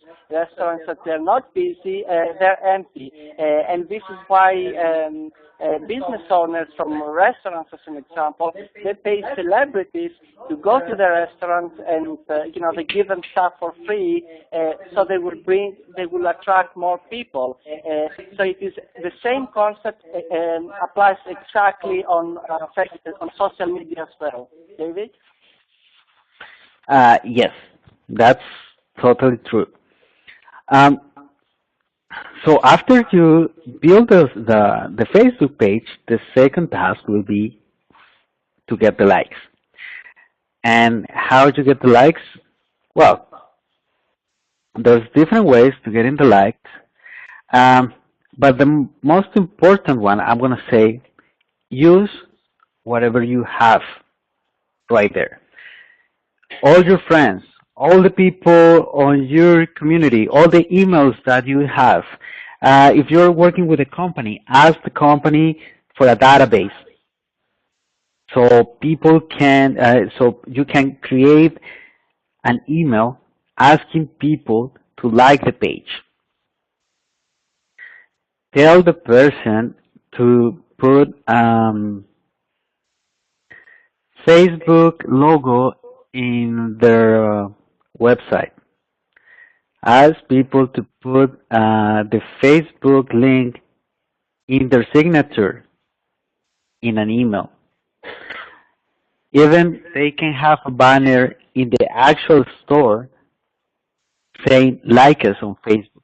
We are in Facebook. We want to be your friends on Facebook. Like us and get something for free. Like us, if you like us, we like you with a coffee. Just give away a coffee. You were asking, Manos, how can we promote that? And this is one of the ways that you can promote the business. Because after you building it, you have to put it out. You have to put it on the word. You have to tell everyone you know or everyone who is related to that company to like the page. All the employees in the company should like the page. All the family of the employees in the company should like the page. That's the only way to start getting the likes. Okay?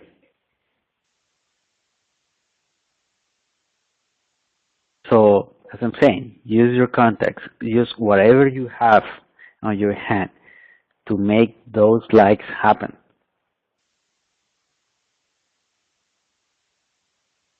So, and that's, okay, and that's the other thing. That's something I have to do right away. Right away. So the minute you finish your Facebook page and you put it live, right away you already have the email ready to send to all the people in your database to like the page.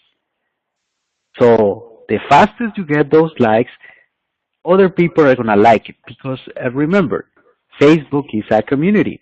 It's a community when everyone is seeing what everybody else is doing.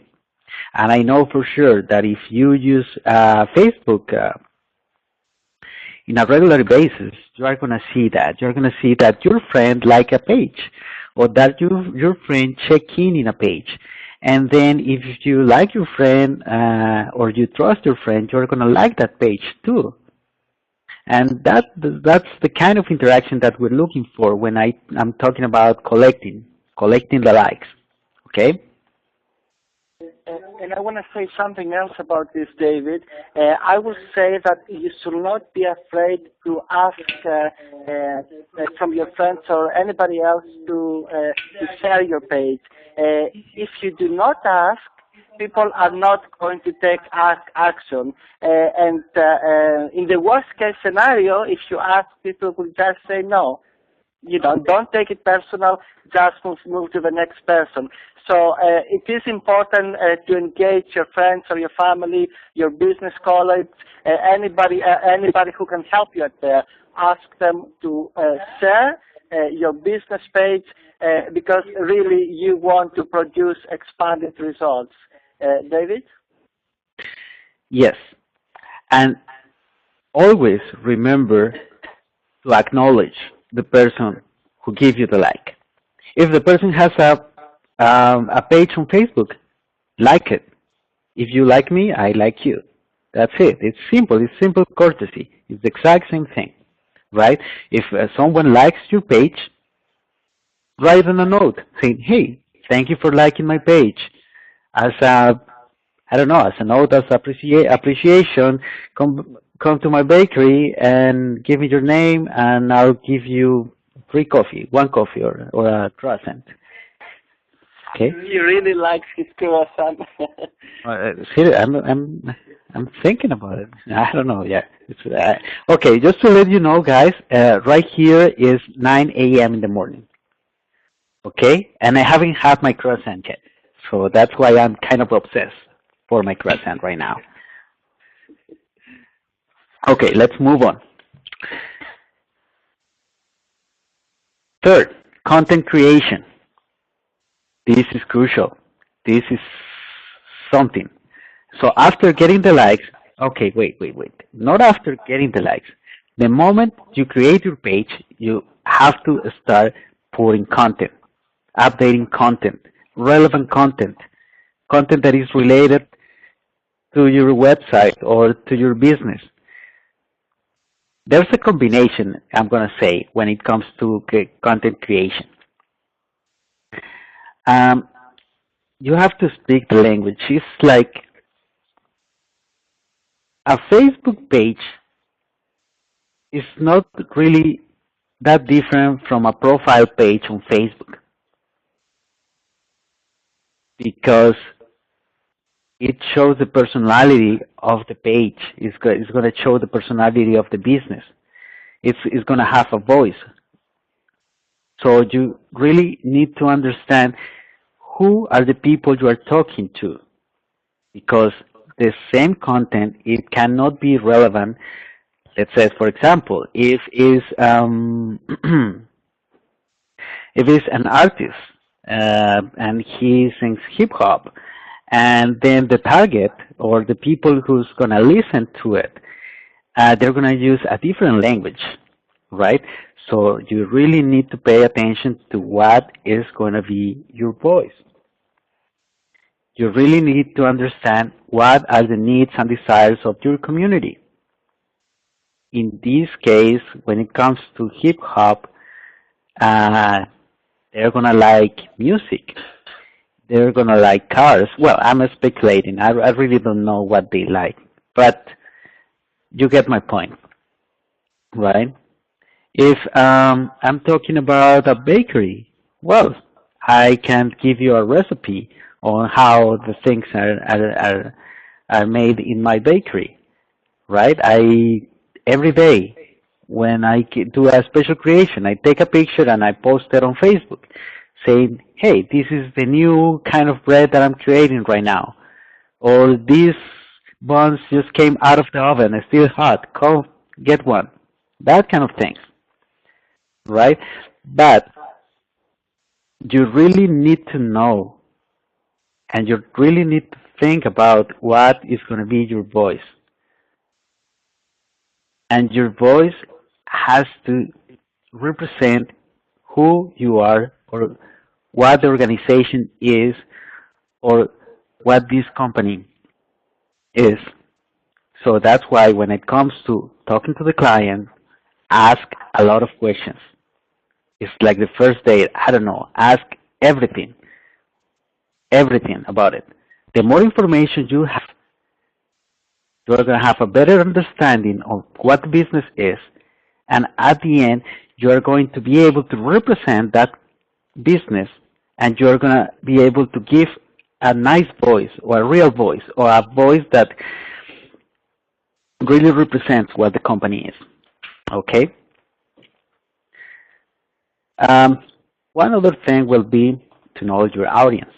As I'm saying, you need to know.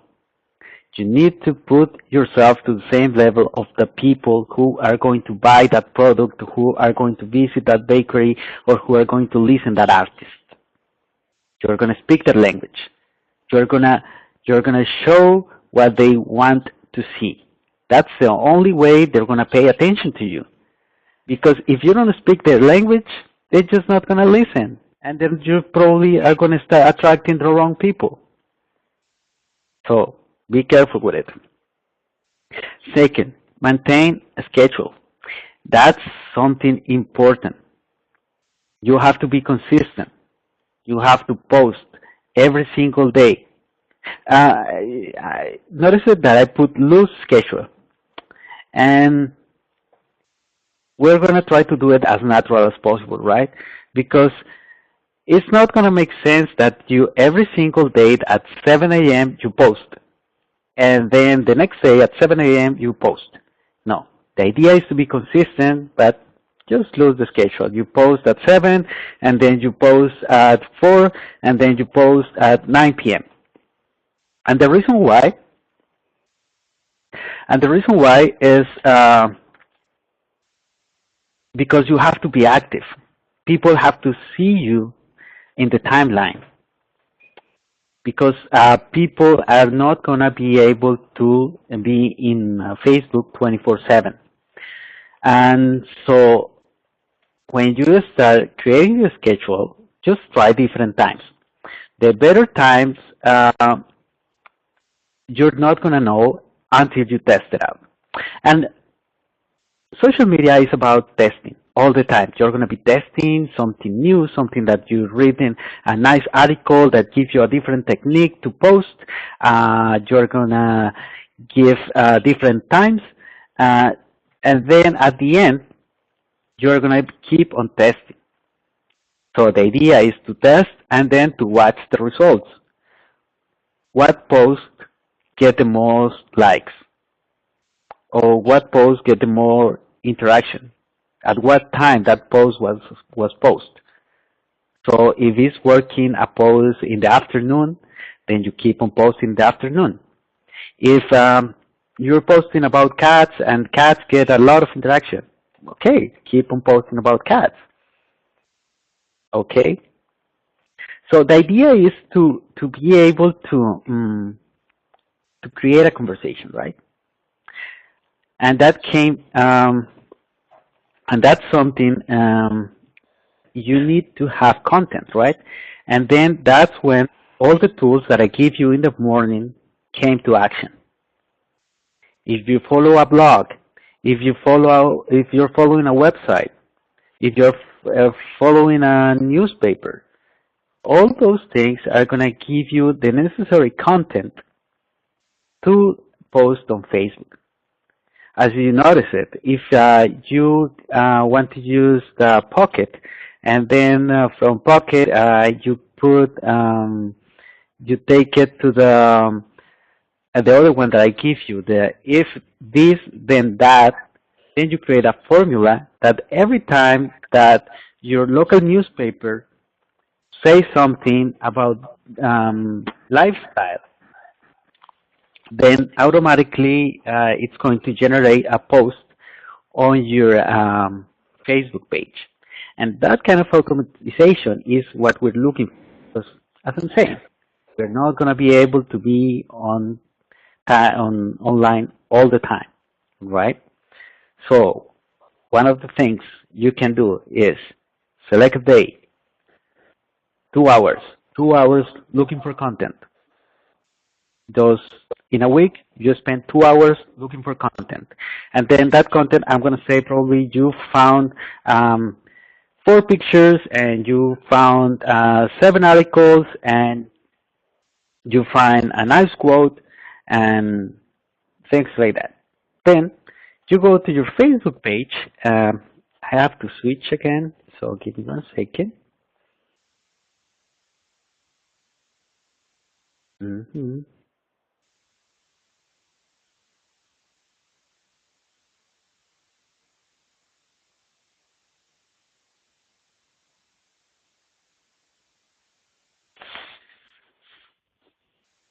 Okay.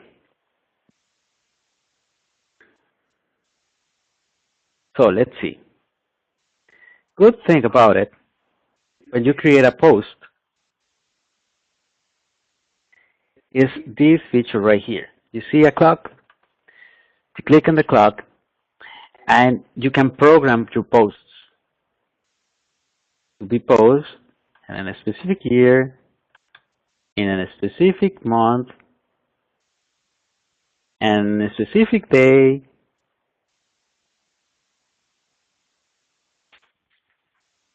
and in a specific hour. See? So once you create a post, you upload a picture, you upload a video from YouTube, you upload a photo of your bakery, you upload a comment, then you schedule it, and that's something that's going to take you 2 hours to look and search for content, and another 30 minutes to program all your posts for the week. And so you don't have to worry about generating content every single day. And that's the kind of automatization that we really need. Because, okay, when you have one client, it's great. But then when you have 10, 20 clients, that's going to become an issue, right? So you have to get better use of your time. Time is precious. Time is money. You know that. So we have to do it that way. Everything that helps us out to make it faster, that's the way to go. Search. Pay attention to what others are doing. Replicate those things. Apply those things to you. Test it, test it, test it. And then that's the way you're going to get results. Okay? Let's go back to my presentation now.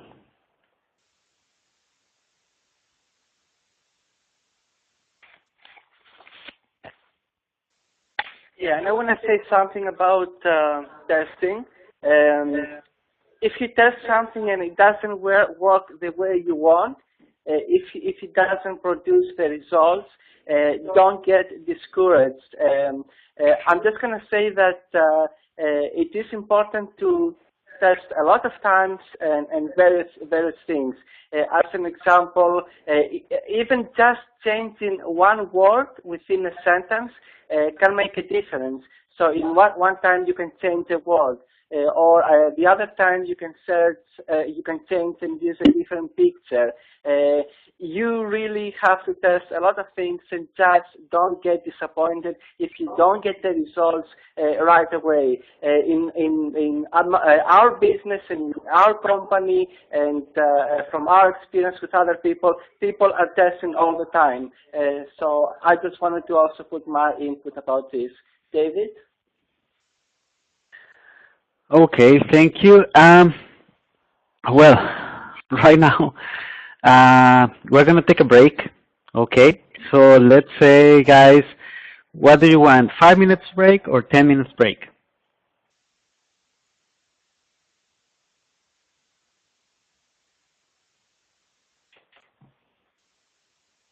10? 5? Okay, I need just one more 10. Okay, 10 minutes will be. So right now, let me see, is 2:12, right? So let's meet at 2:22. It's not the right time. We're 7 hours. There's 7 hours. Oh, sorry, it's 4. Yeah, yes, man. Sorry about that. It's 4:12. So let's meet at 4:22. Okay?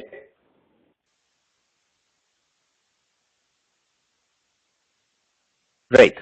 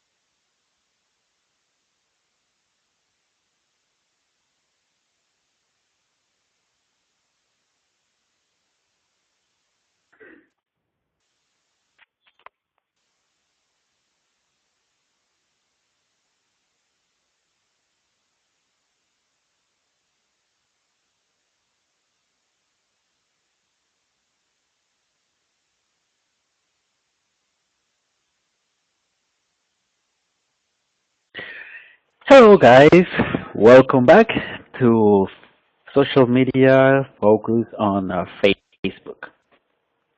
Let's just recap what we have for the third point, which is that the third C is content creation.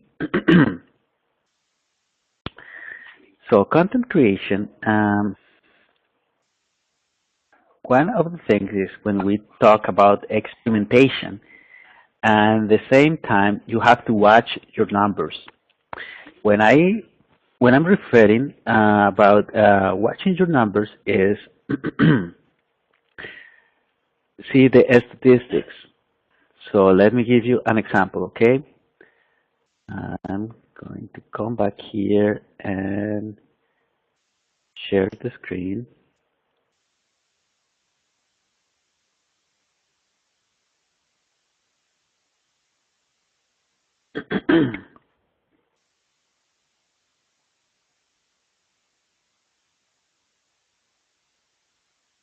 Okay.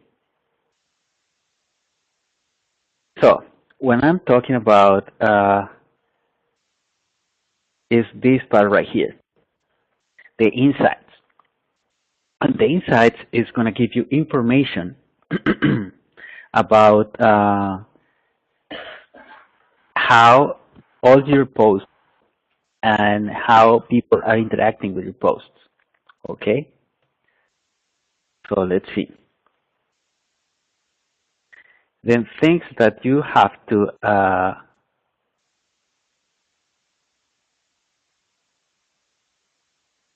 is going to look for numbers like this. The number of people reach, right? And then when was the date and the time. So now I know that at 5 p.m. when I post this, it gives you good results. Then you see 6:52 p.m. Then I see this one, 11:16, 6:26, 8:59, 7:28. So my conclusion in this case will be I have to post between 5 p.m. and 8 p.m. And that's the time that I have when people can answer or get more feedback or I can reach more people. Okay? The second will be engage users. So that's going to be the kind of content. The kind of content. So I see this one has a really good engage.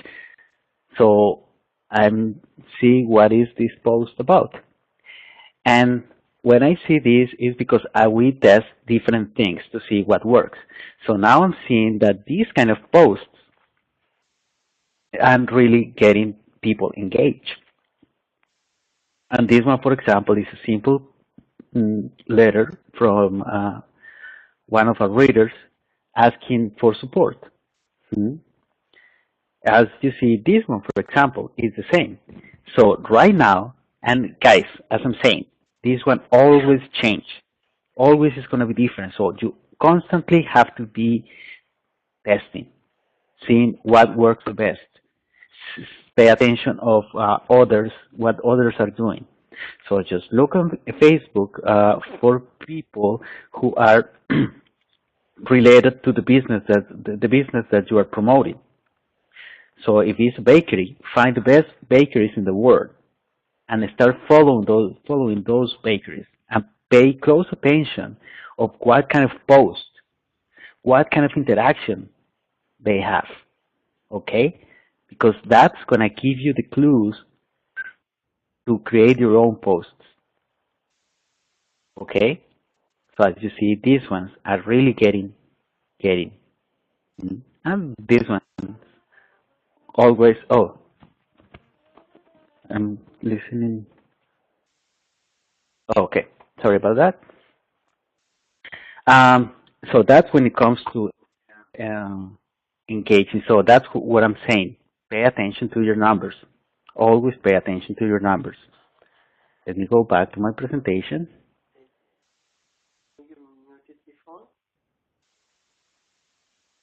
Okay.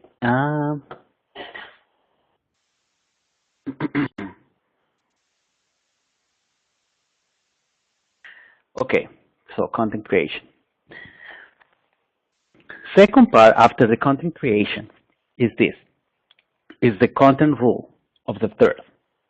So everything has to be half, half, and half. Well, not half, third, third, and third. Okay? Because let's say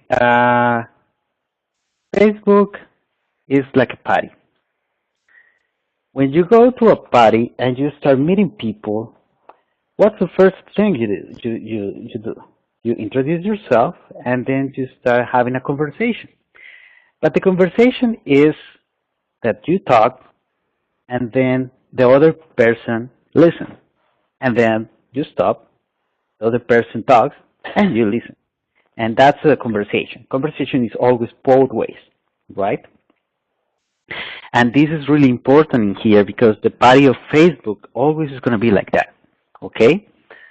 So when it comes to the content, so the first one, it has to be you, right? What is yourself, your specialties? What is the things that make you different? What are the things that makes you special? It's everything about you, about your services, about how good your croissant is in the morning, and what different kind of croissants you have, all about you, okay? The other third is you and them, okay? And this is the kind of interaction that is more effective on Facebook. Is you talking to them, you asking questions, you asking them, how do you like that croissant? It was good enough? How do you think we can improve the croissant? Oh, you want cheese in it? Oh, you want chocolate in it? Okay, that kind of things. So that kind of interaction is going to engage people because nobody likes someone in a party who's constantly talking and talking and talking. Saying, nah, yes, I'm amazing, I do this and I do that and da da da. No. People get bored of other people talking about themselves all the time. It's good about talking about yourself for a while, but then you always, if you really want to have a real conversation, a meaningful conversation, you have to pay attention to them as well. Like, as I'm saying, this is still about you, but you incorporate them. So you try to find this empathy on the things that people interact with you. So in the case of a bakery, just talk about your products or talk about how people like your products or what other products they may want to see. Maybe they're just tired of talking about croissants. They just want to have a brownie. So then you ask them what they want, how you can improve. Show that fact that nobody is perfect and no company is perfect. So always there's room for improvement. And in these times of social media, what better way to improve if it's not with the feedback of real people interacting with you? And that's a powerful weapon. And that's something you have to show your client how important it is. How important it is for them to keep a good image and to interact with people, to answer people any questions that they may have. Mm-hmm. The idea is just to ask them so they can speak, right? What do you think about this? Oh, I find this nice article. What do you think? If you like it, please share, or like it if you agree, or open a question, or make a poll. What is the best time to get a coffee? In the morning, in the afternoon? Give me 1 second, guys. I'm just gonna move it.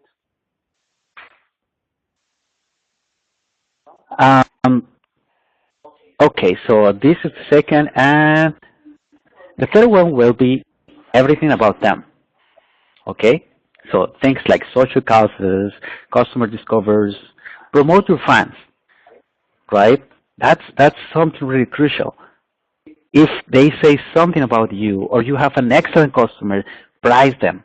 Make them feel special. Make them feel that you really care about them. Let's say, for example, I'm going to give a free brownie to the first person to come to the store today. Then you take that opportunity to interact and get something out of this interaction. Let's say, for example, the person goes to the bakery, you give them the brownie, and then you ask them, hey, can I take a picture of you? Because, well, you're really nice. You're one of my best customers. I want to show them that. So you take the picture of the client eating the brownie, and then you name the person, you tag the person in your comment, and you tag the person in the photo, and then you say, hey, if this is Steve, he's getting a brownie, he's this and this and that.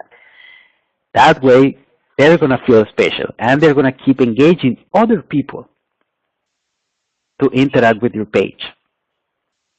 As I'm saying, this is your voice, and in this party, this is the way you interact with them. Everything has to be natural, has to be a real conversation.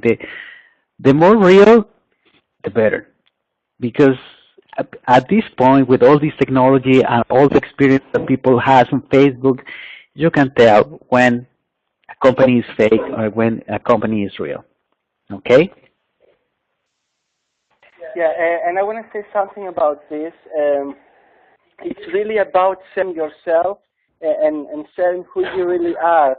A lot of times, us as humans, we pretend to be something else that we are not, and we show a different image because we want to look good and to get acceptance. But at the same time, people can realize if we, as David said, we fake it and we are not real.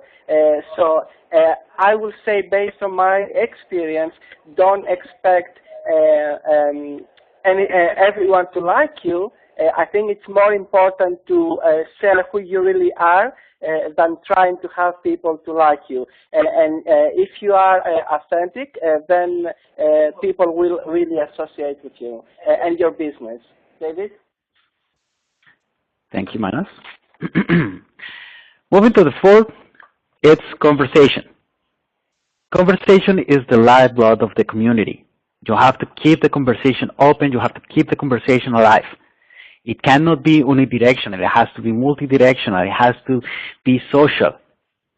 You have to interact with them. If someone posts something nice in their Facebook page, like it, comment, make them feel that you are following them too, that you are present in the conversation, that you are present in the that you're present in the party. That is not everything about you. That you care about them too. Because that conversation is what's going to engage other people. Get it? Mm-hmm. So you have to get your fans talking. Mm-hmm. That's when you're really going to engage fans. Because there's two different kind of fans. The casual fan, the fan that is, like just like the page once, and then they probably forget about it, and then that person became a number in the likes, but it's not a real fan. The real fan get engaged by generating the conversation, by being present in the conversation. So the more engagement you provide, the more visibility your page is going to have. Because when you interact with someone, remember this. And I have to talk. I have to drop another social media term, and the term is called age rank. Age rank, I'm gonna say, is the way Facebook determines what is gonna be shown on the newsfeed. So let's say, for example, you logged in your Facebook. And then in your Facebook, the first thing when you logged in, Facebook is going to show you the newsfeed. The newsfeed is all the information and all the posts and all the comments and all the pictures that all your friends or all the pages that you like are posting on Facebook. However, as the more friends you have, the less content is going to be visible. So when you have a really nice post and you really engage people in it, that is going to be present in the timeline of their friends. So their friends are going to be able to see that. They're going to be able to see those posts only because they like the post. So people the people that don't have idea about your business, they're going to be able to see your business for the first time. And it's just because a friend of them liked the page or comment on your page, and then you comment back and you generate a conversation, and then maybe because the conversation, they're going to like your page, or they're going to comment on your page, and they're going to comment on the comment that you're doing, that you are creating.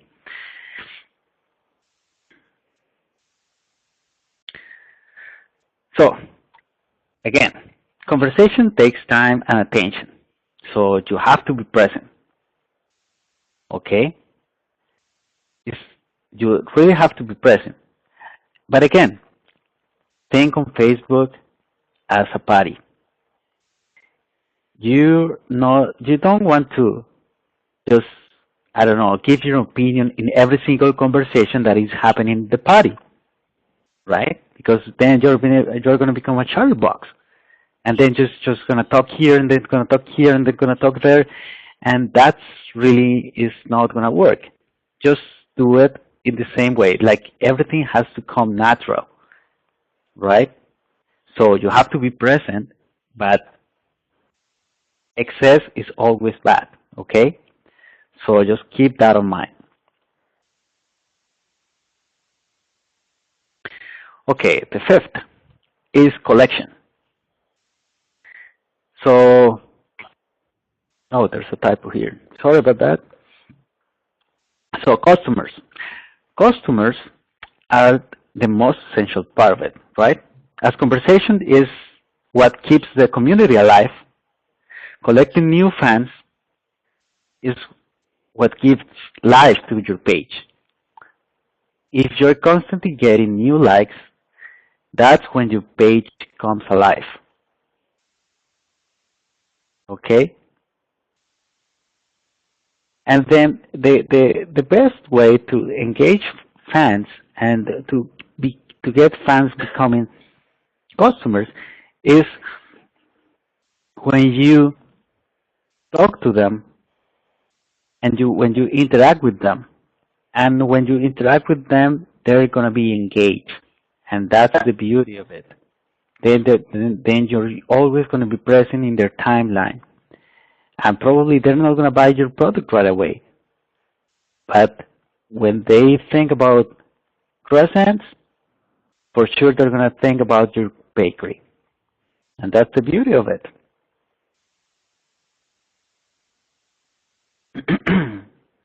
So how you collect? We go back. Make your Facebook page visible. Okay? Remember, put your Facebook page everywhere, in your signature, in your email, in your website, in your business. Just right beside, in an envelope, in every single opportunity that you may have to let people know that you are on Facebook. That's an opportunity, because that's an opportunity to engage a new client, to engage a new customer. Okay? Create contests, create promotions to get more likes. Like, for example, let's go back to the case of the bakery. The case of the bakery actually is really easy. The way you do it is people get into the store, and then you can give them, okay, if you like us on Facebook or you check in on Facebook, you can have a coffee for free. That kind of things. A like doesn't harm, and they want a coffee for free. There you go. That's the way to do it. create a contest. Hmm? Right? This is when creativity comes to play a fundamental part in it. Right? It's when you generate contests, when you generate promotions, and when you use the other C's. Okay? So remember, this is being recorded, so you're going to be able to go back to this presentation anytime you want. You can review it, and then this one also we're going to have the resources page on our website, so you can always go there to get new content. And also you have to be able to log in our website, and you can upload your own content, because this is about creating a community and create a really good database of information that is going to be helpful for everyone, right? Because as I said, internet is growing so fast, everything is so fast that we're not present all the time, right? So as we're not present, well, if you find something that is going to be beneficial for everyone, post it. Post it on the website. So that way everyone is going to be able to get access to it. Mm.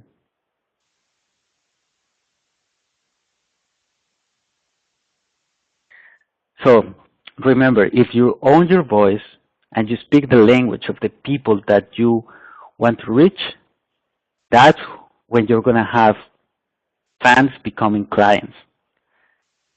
Because if you don't talk the language, you're just going to end up with just strangers liking your page.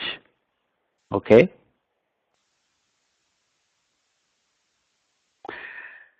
The sixth is the fundamental part, and is conversion. And conversion are results.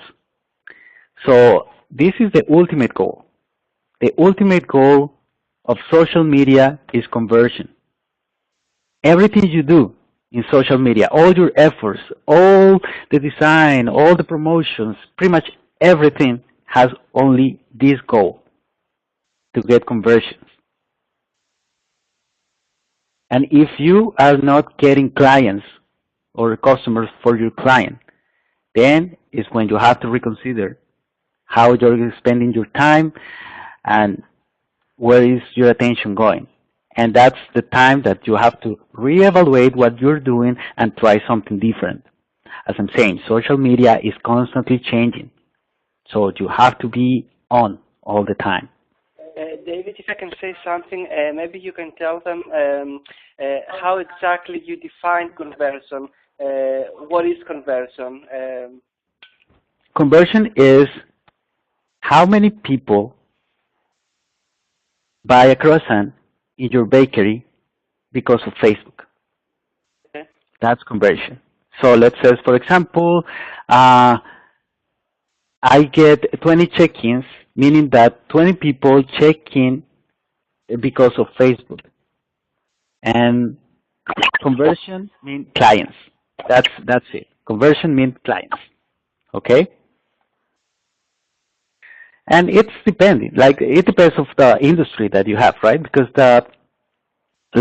it can be products, like if it's an artist, what you need is listeners, right? People engage in your music. If it's, I don't know, an email, a newsletter, then you need subscribers, right? Let's say, for example, if you are creating a seminar. So conversion, what is conversion? Conversion is going to be attendees. So people going to the seminar, people going to the training. I don't know, if you have a book and you're promoting a book, what is conversion in that case? Readers, people buying the book, right? That's conversion. Yeah, these are great examples. Thank you, David. So, as I'm saying, conversions can be different things for every business owner. And that's why it's crucial to ask questions to your client. Know it. Know what exactly is the business about. what kind of people are the people that are going to buy the product, or what is the people that are going to listen to that artist. And the more information that you have, the better you know the client, the better you know your customer, the better you know the product or the company, the better results you're going to bring to the table. Because remember, conversion is the ultimate goal. Okay?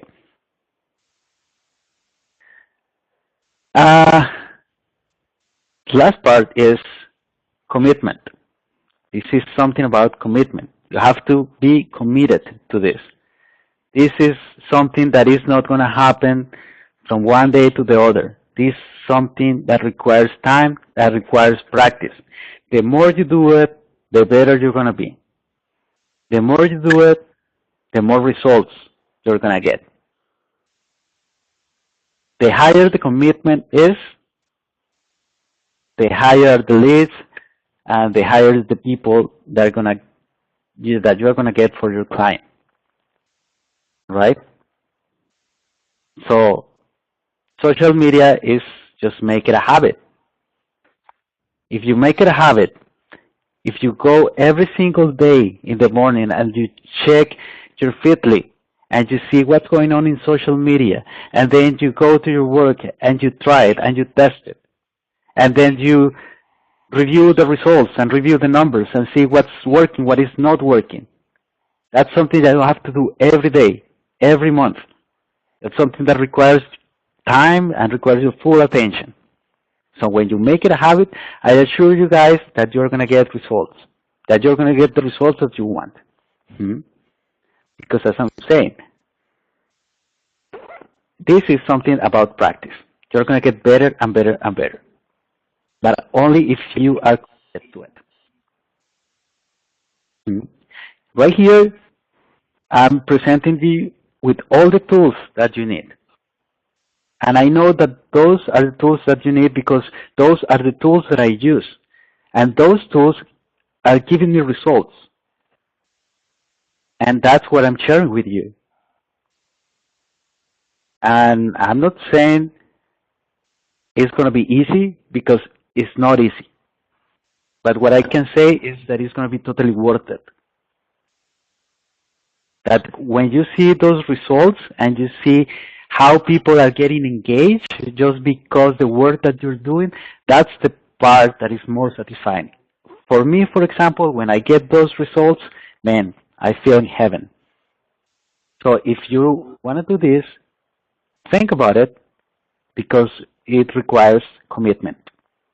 Okay? So this is the finish of the first part. Thank you, guys. And let's see how we are in time. So we're supposed to finish at 9. Okay. So I'm going to show you guys the second part really briefly because we're, as usual, running out of time. So it's 10 to 5 right now.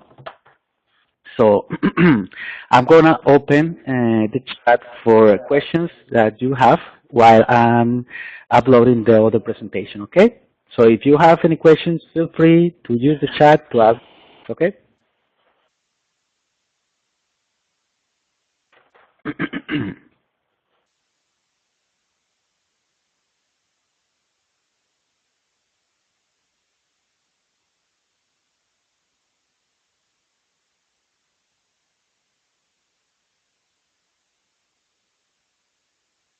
Okay, I'm uploading it, the second part.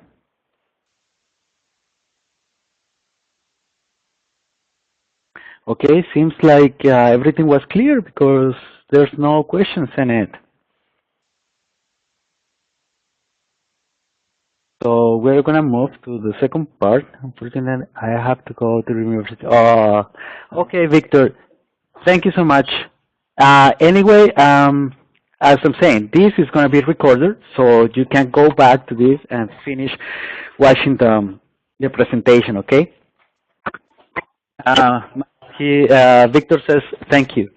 Oh, you're very welcome, Victor, and we really look forward for you to benefit from this education. And if you have any questions please send us an email. We are going to send you actually an email after this presentation with further information. So have a great day. Talk to you soon. Actually tomorrow.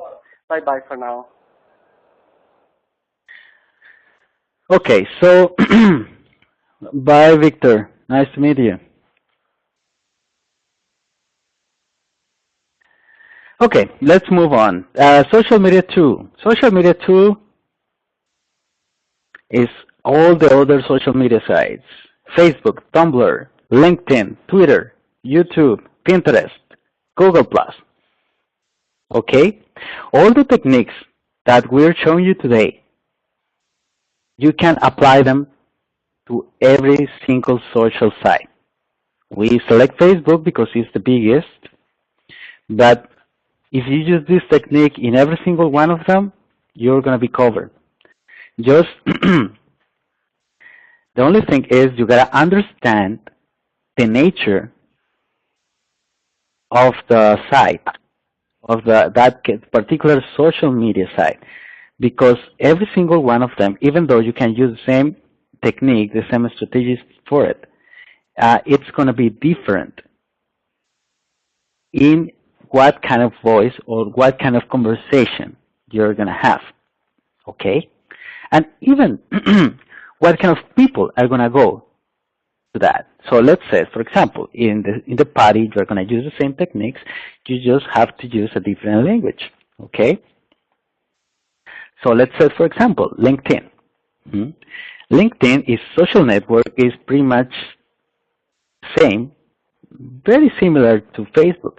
The only difference is that it's only professionals. Only professionals in LinkedIn. So here you're going to find a different crowd. In Facebook, you're going to find from children to very, very, very old people, grandma in it. In LinkedIn, you are going to find professionals. So you're not going to find teenagers, you're not going to find children, so it's different. So this is a different channel. So let's say, for example, if we're promoting the bakery, I don't know if it's going to be a good idea to promote it in LinkedIn, because LinkedIn is only professionals, right? So I hope you're getting the idea, because in LinkedIn, the language, for example, is going to change. As it's only professionals, we have to elevate the conversation to a professional mode, right? Because Facebook is more informal. Yes, it's friends, looking for friends to comment on their posts, on their pictures, family pictures, reunion, parties, birthdays, things like that. But those kind of things, you're not going to see it in LinkedIn. In LinkedIn, you're going to see a different kind of conversation. So you have to know your media, because each media has a different language. Okay, just keep that in mind. Give you another example, Tumblr. Tumblr is a microblogging platform and a social network website. I'm going to say similar to Facebook, but is a rapid phase. And since everyone is getting into Facebook, for example, and this is something, when people, as many people are getting into Facebook, more older people are getting into Facebook, because remember that the Facebook started as a university network. Then after university, well, people from 20 to 30 years old came in. Then all the children and all the teenagers start accessing Facebook and getting an account on Facebook. So then the second round of people came from teenagers, a lot of teenagers in it. Then the third round was more grown-ups. So then parents start to get into Facebook. So guess what? Teenagers starting to, they didn't like that much Facebook anymore, just because the fact that they now have their parents using Facebook. And again, this is a party. and you as a teenager, you're not gonna wanna be in the same party with your parents. It's awkward for them, right? So guess what? They try to move and find another party, a party where they're gonna find people in the same age and with the same interests. So that's why Tumblr is dedicated, well, not dedicated, but the majority of users in Tumblr are teenagers, because now they can express themselves again in a different media, in a different party. So keep in mind that. Tumblr, a younger audience. Okay? So let's say, for example, if you're promoting an artist, pop artist, that's going to be a good idea to have a Tumblr account and to start promoting the artist in Tumblr as well, right? But let's say, for example, if you have a company, in our case, we have a company about divorce.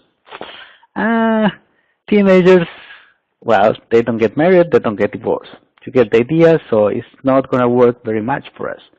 We have to have a present, but we're not going to dedicate our time to Tumblr just because we know that the audience is not going to be the audience that we're looking for. Okay? Pinterest. Pinterest is something different. Pinterest is something, is a network, it's a new networking site that allows people to share pictures and talk about pictures. It's only pictures. It's really visual. So people can collect images and videos and put it like in a sort of a pinboard when they can collect all the pictures that they like. In our case, for example, the bakery. Well, Pinterest is going to be a good idea to have a Pinterest site, a Pinterest account. So that way we can show all our goods, all the bread, all our cakes, and all the creations that we have, right? And then even, remember, you always can automatize the process. So you go to if this, then, and then over there you create a recipe. For example, the recipe can be every time that I post a picture on Facebook, take that picture and post it on Pinterest. So you don't even have to be paying attention to Pinterest. You're going to be just paying attention to Facebook, and automatically that software is going to help you out to grow your audience in another site that is Pinterest without you doing anything. So that's the kind of optimizations that we're looking for, right? So if I can say something, David, so now you're talking about the tool that we described earlier, right? That you said yes. It's done, right? So this is about using, I'm just going to say this is about taking advantage of the tools that we discussed earlier and use them in Pinterest and other social media, correct? Yes. Okay. Twitter. Twitter is another social media network and is a microblogging site, meaning that everyone is talking in only 140 characters. So it's a rapid-paced conversation, and in Twitter, one of the things is you really, really have to be present. Okay? So if you are going to be in Twitter, one of the things with Twitter is that you really have to be present. You have to be constantly tweeting, retweeting. Probably these terms, if you're not using Twitter, are going to be new to you. But this is a site, a networking that is fast-paced, meaning that every second there's going to be a new tweet. This is unlimited tweeting, so there's people that tweet every 10 minutes, every 5 minutes, and they engage that kind of conversations. So, again, you at the end have to think what channel is going to be more convenient for your client when it comes to expressing the identity of the client, the identity of the company, and how that identity is going to be better presented to the public. For some people, Twitter works. For other people, Facebook works. So again, it depends of the knowledge that you have about the company or about your client. The better you know it, the better results you're going to get, because then you're going to know which channel you're going to use. And that comes from the other side as well. The better you know the mediums, the better assessments you can take to say, okay, I think this client needs this kind of conversation. So this client is going to use this channel. Okay? So know your client and know your channels. Okay? Google Plus. Google Plus is becoming, okay, right now in January 2013, Google became the second network, social network in the world. So it's the second largest social network site in the world. It surpassed Twitter in January. So it's, 500 million people registered in it. So it's a lot of people and it's growing. As I'm saying, one of the tools that I give you guys in the beginning was Google. And the reason why I started with Google is because Google is one of the most important tools to have. You gotta be on Google. You gotta have an account on Google. You gotta have a Gmail account. You gotta start using G Drive, Google Drive. You gotta be on Google Plus. And the reason why is because eventually, as you see, Google is growing so fast that many people are prognosticated that Google Plus is going to take over Facebook eventually. So it's better if you know the tools, because again, the better you know your tools, the better you know your channels, the better results you are going to provide. And as I'm saying, this requires time, so it's commitment. So commit yourself to know your channels. Okay? And I think that's it, guys, for social media. It's been a pleasure. I really, really, really enjoyed this session. It was really amazing. Again, my name is David Bareno, and thank you so much for being here. Now we are going to move in our schedule, and we are going to have the open questions. Okay? David, can I say something before we continue to the next session? When it comes to the social media, I know that we just did a briefing now. We talked mainly about Facebook, and then we presented very briefly the rest of the social media, like Google Plus and so on. And I'm just going to say that it is important to visit those sites by yourself, and don't be afraid to try different things. As an example, go to Tumblr, create an account, interact with other people.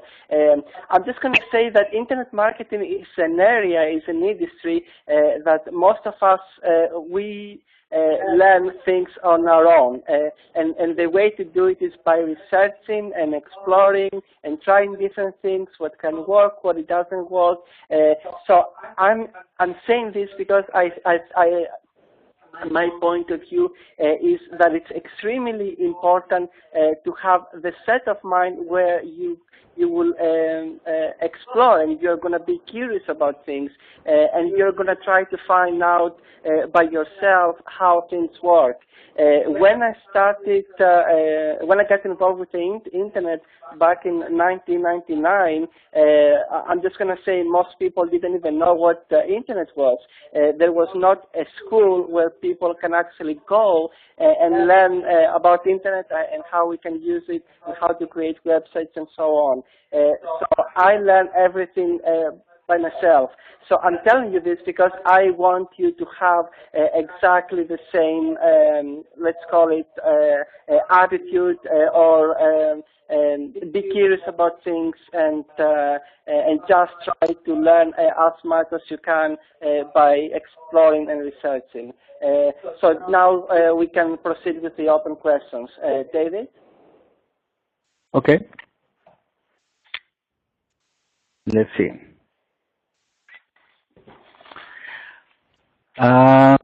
Okay, so Dimitris, Morama, Masinski, Christina, if you have any questions, this is the time to ask, okay?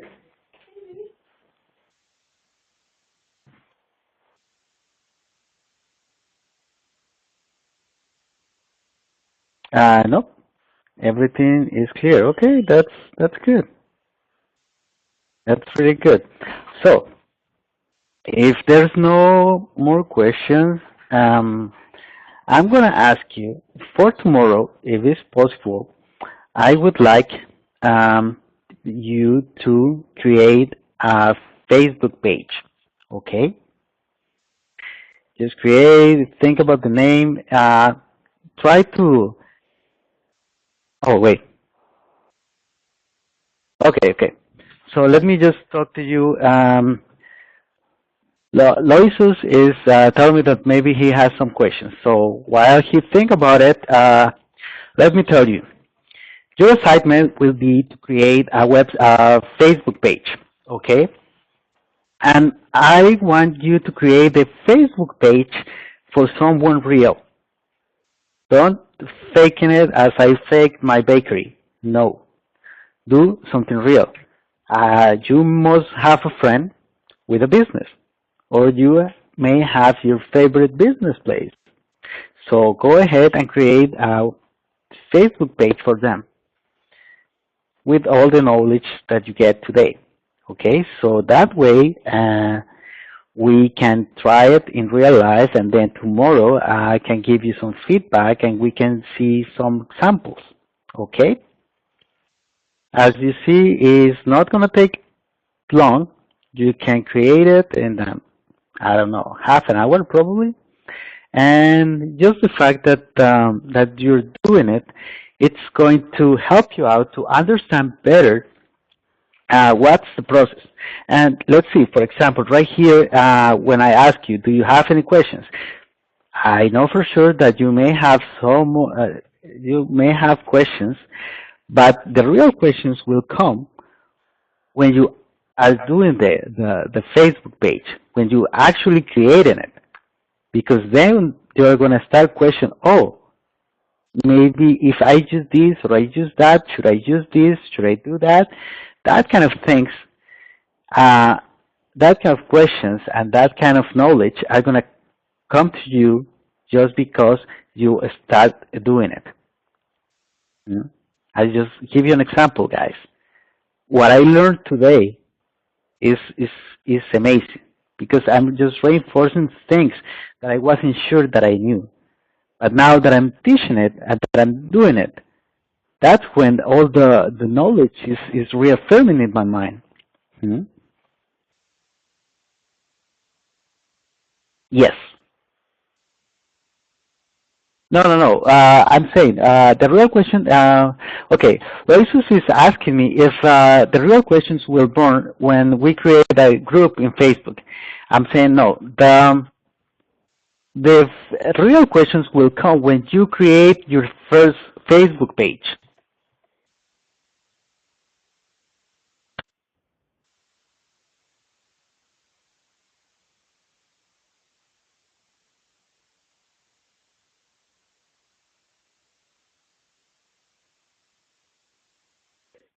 Yes.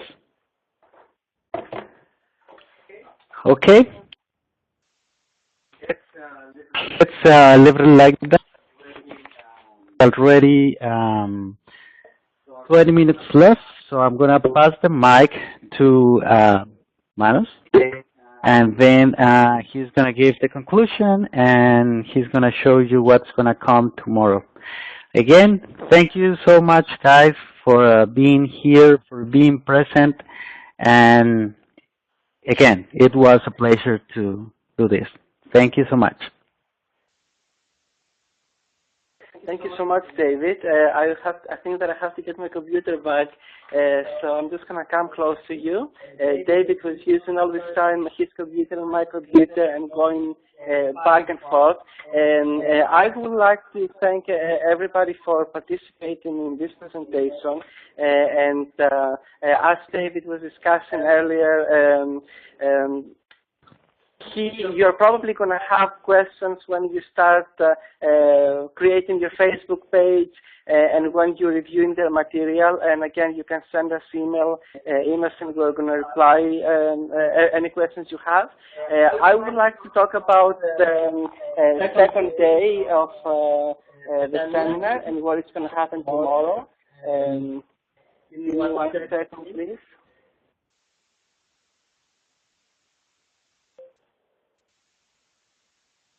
David, I think that we can see the presentation on the screen. Oh, give me 1 second.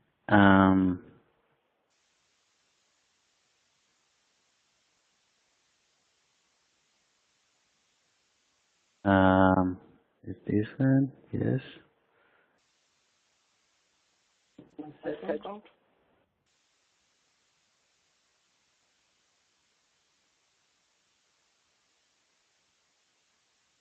Okay, now we're okay. So tomorrow Saturday the presentation is going to start at 2 o'clock. We're going to discuss about we're going to recap review everything we discussed today, and I would really encourage you to create a Facebook page because we will really like to give you our feedback. And then the next step is that we are gonna, David is gonna talk about email marketing. He's gonna present a very good software to use for your campaigns. And then we're gonna talk about on-site optimization, how you can prepare your websites. Your client websites for the search engines to make sure that they're going to be found at the top of the first page. I just want to make a comment about this. When we optimize pages for the search engines, we cannot guarantee results because the only I'm just going to say the only identity that can know how everything works and what the algorithms are is Google, and of course they don't tell us. But at the same time, we are going to use the knowledge and the tools that we know to produce the best possible results for our clients. Lenya is going to join us tomorrow. She is from Greece, and she prepared a presentation for search engine optimization. So we're very excited about this. I do not have any other comments for the moment. I really want to thank David for his time, and he has been working for this project for the last, I'm just going to say approximately 2 months. To make sure that everything is going to go smoothly. And I have to say that I wouldn't be able to do this seminar without his support and his efforts. So thank you so much, David. Thank you so much to the participants, and we're going to see you tomorrow at 2 o'clock. So have a good night to Greece. In Toronto it's still morning, so we now have to go back to our work. Have a good day and a good night. Bye-bye. Goodbye, everyone. Oh, I'm from Colombia, by the way. So see you tomorrow in the afternoon at 2 p.m., okay? So goodbye, Malama. Goodbye, Dimitris. Goodbye, Loisos. Goodbye, Vasiliki. And goodbye, Christina. Sorry about my pronunciation, but as I'm saying, I'm from Colombia, so that's why. Goodbye.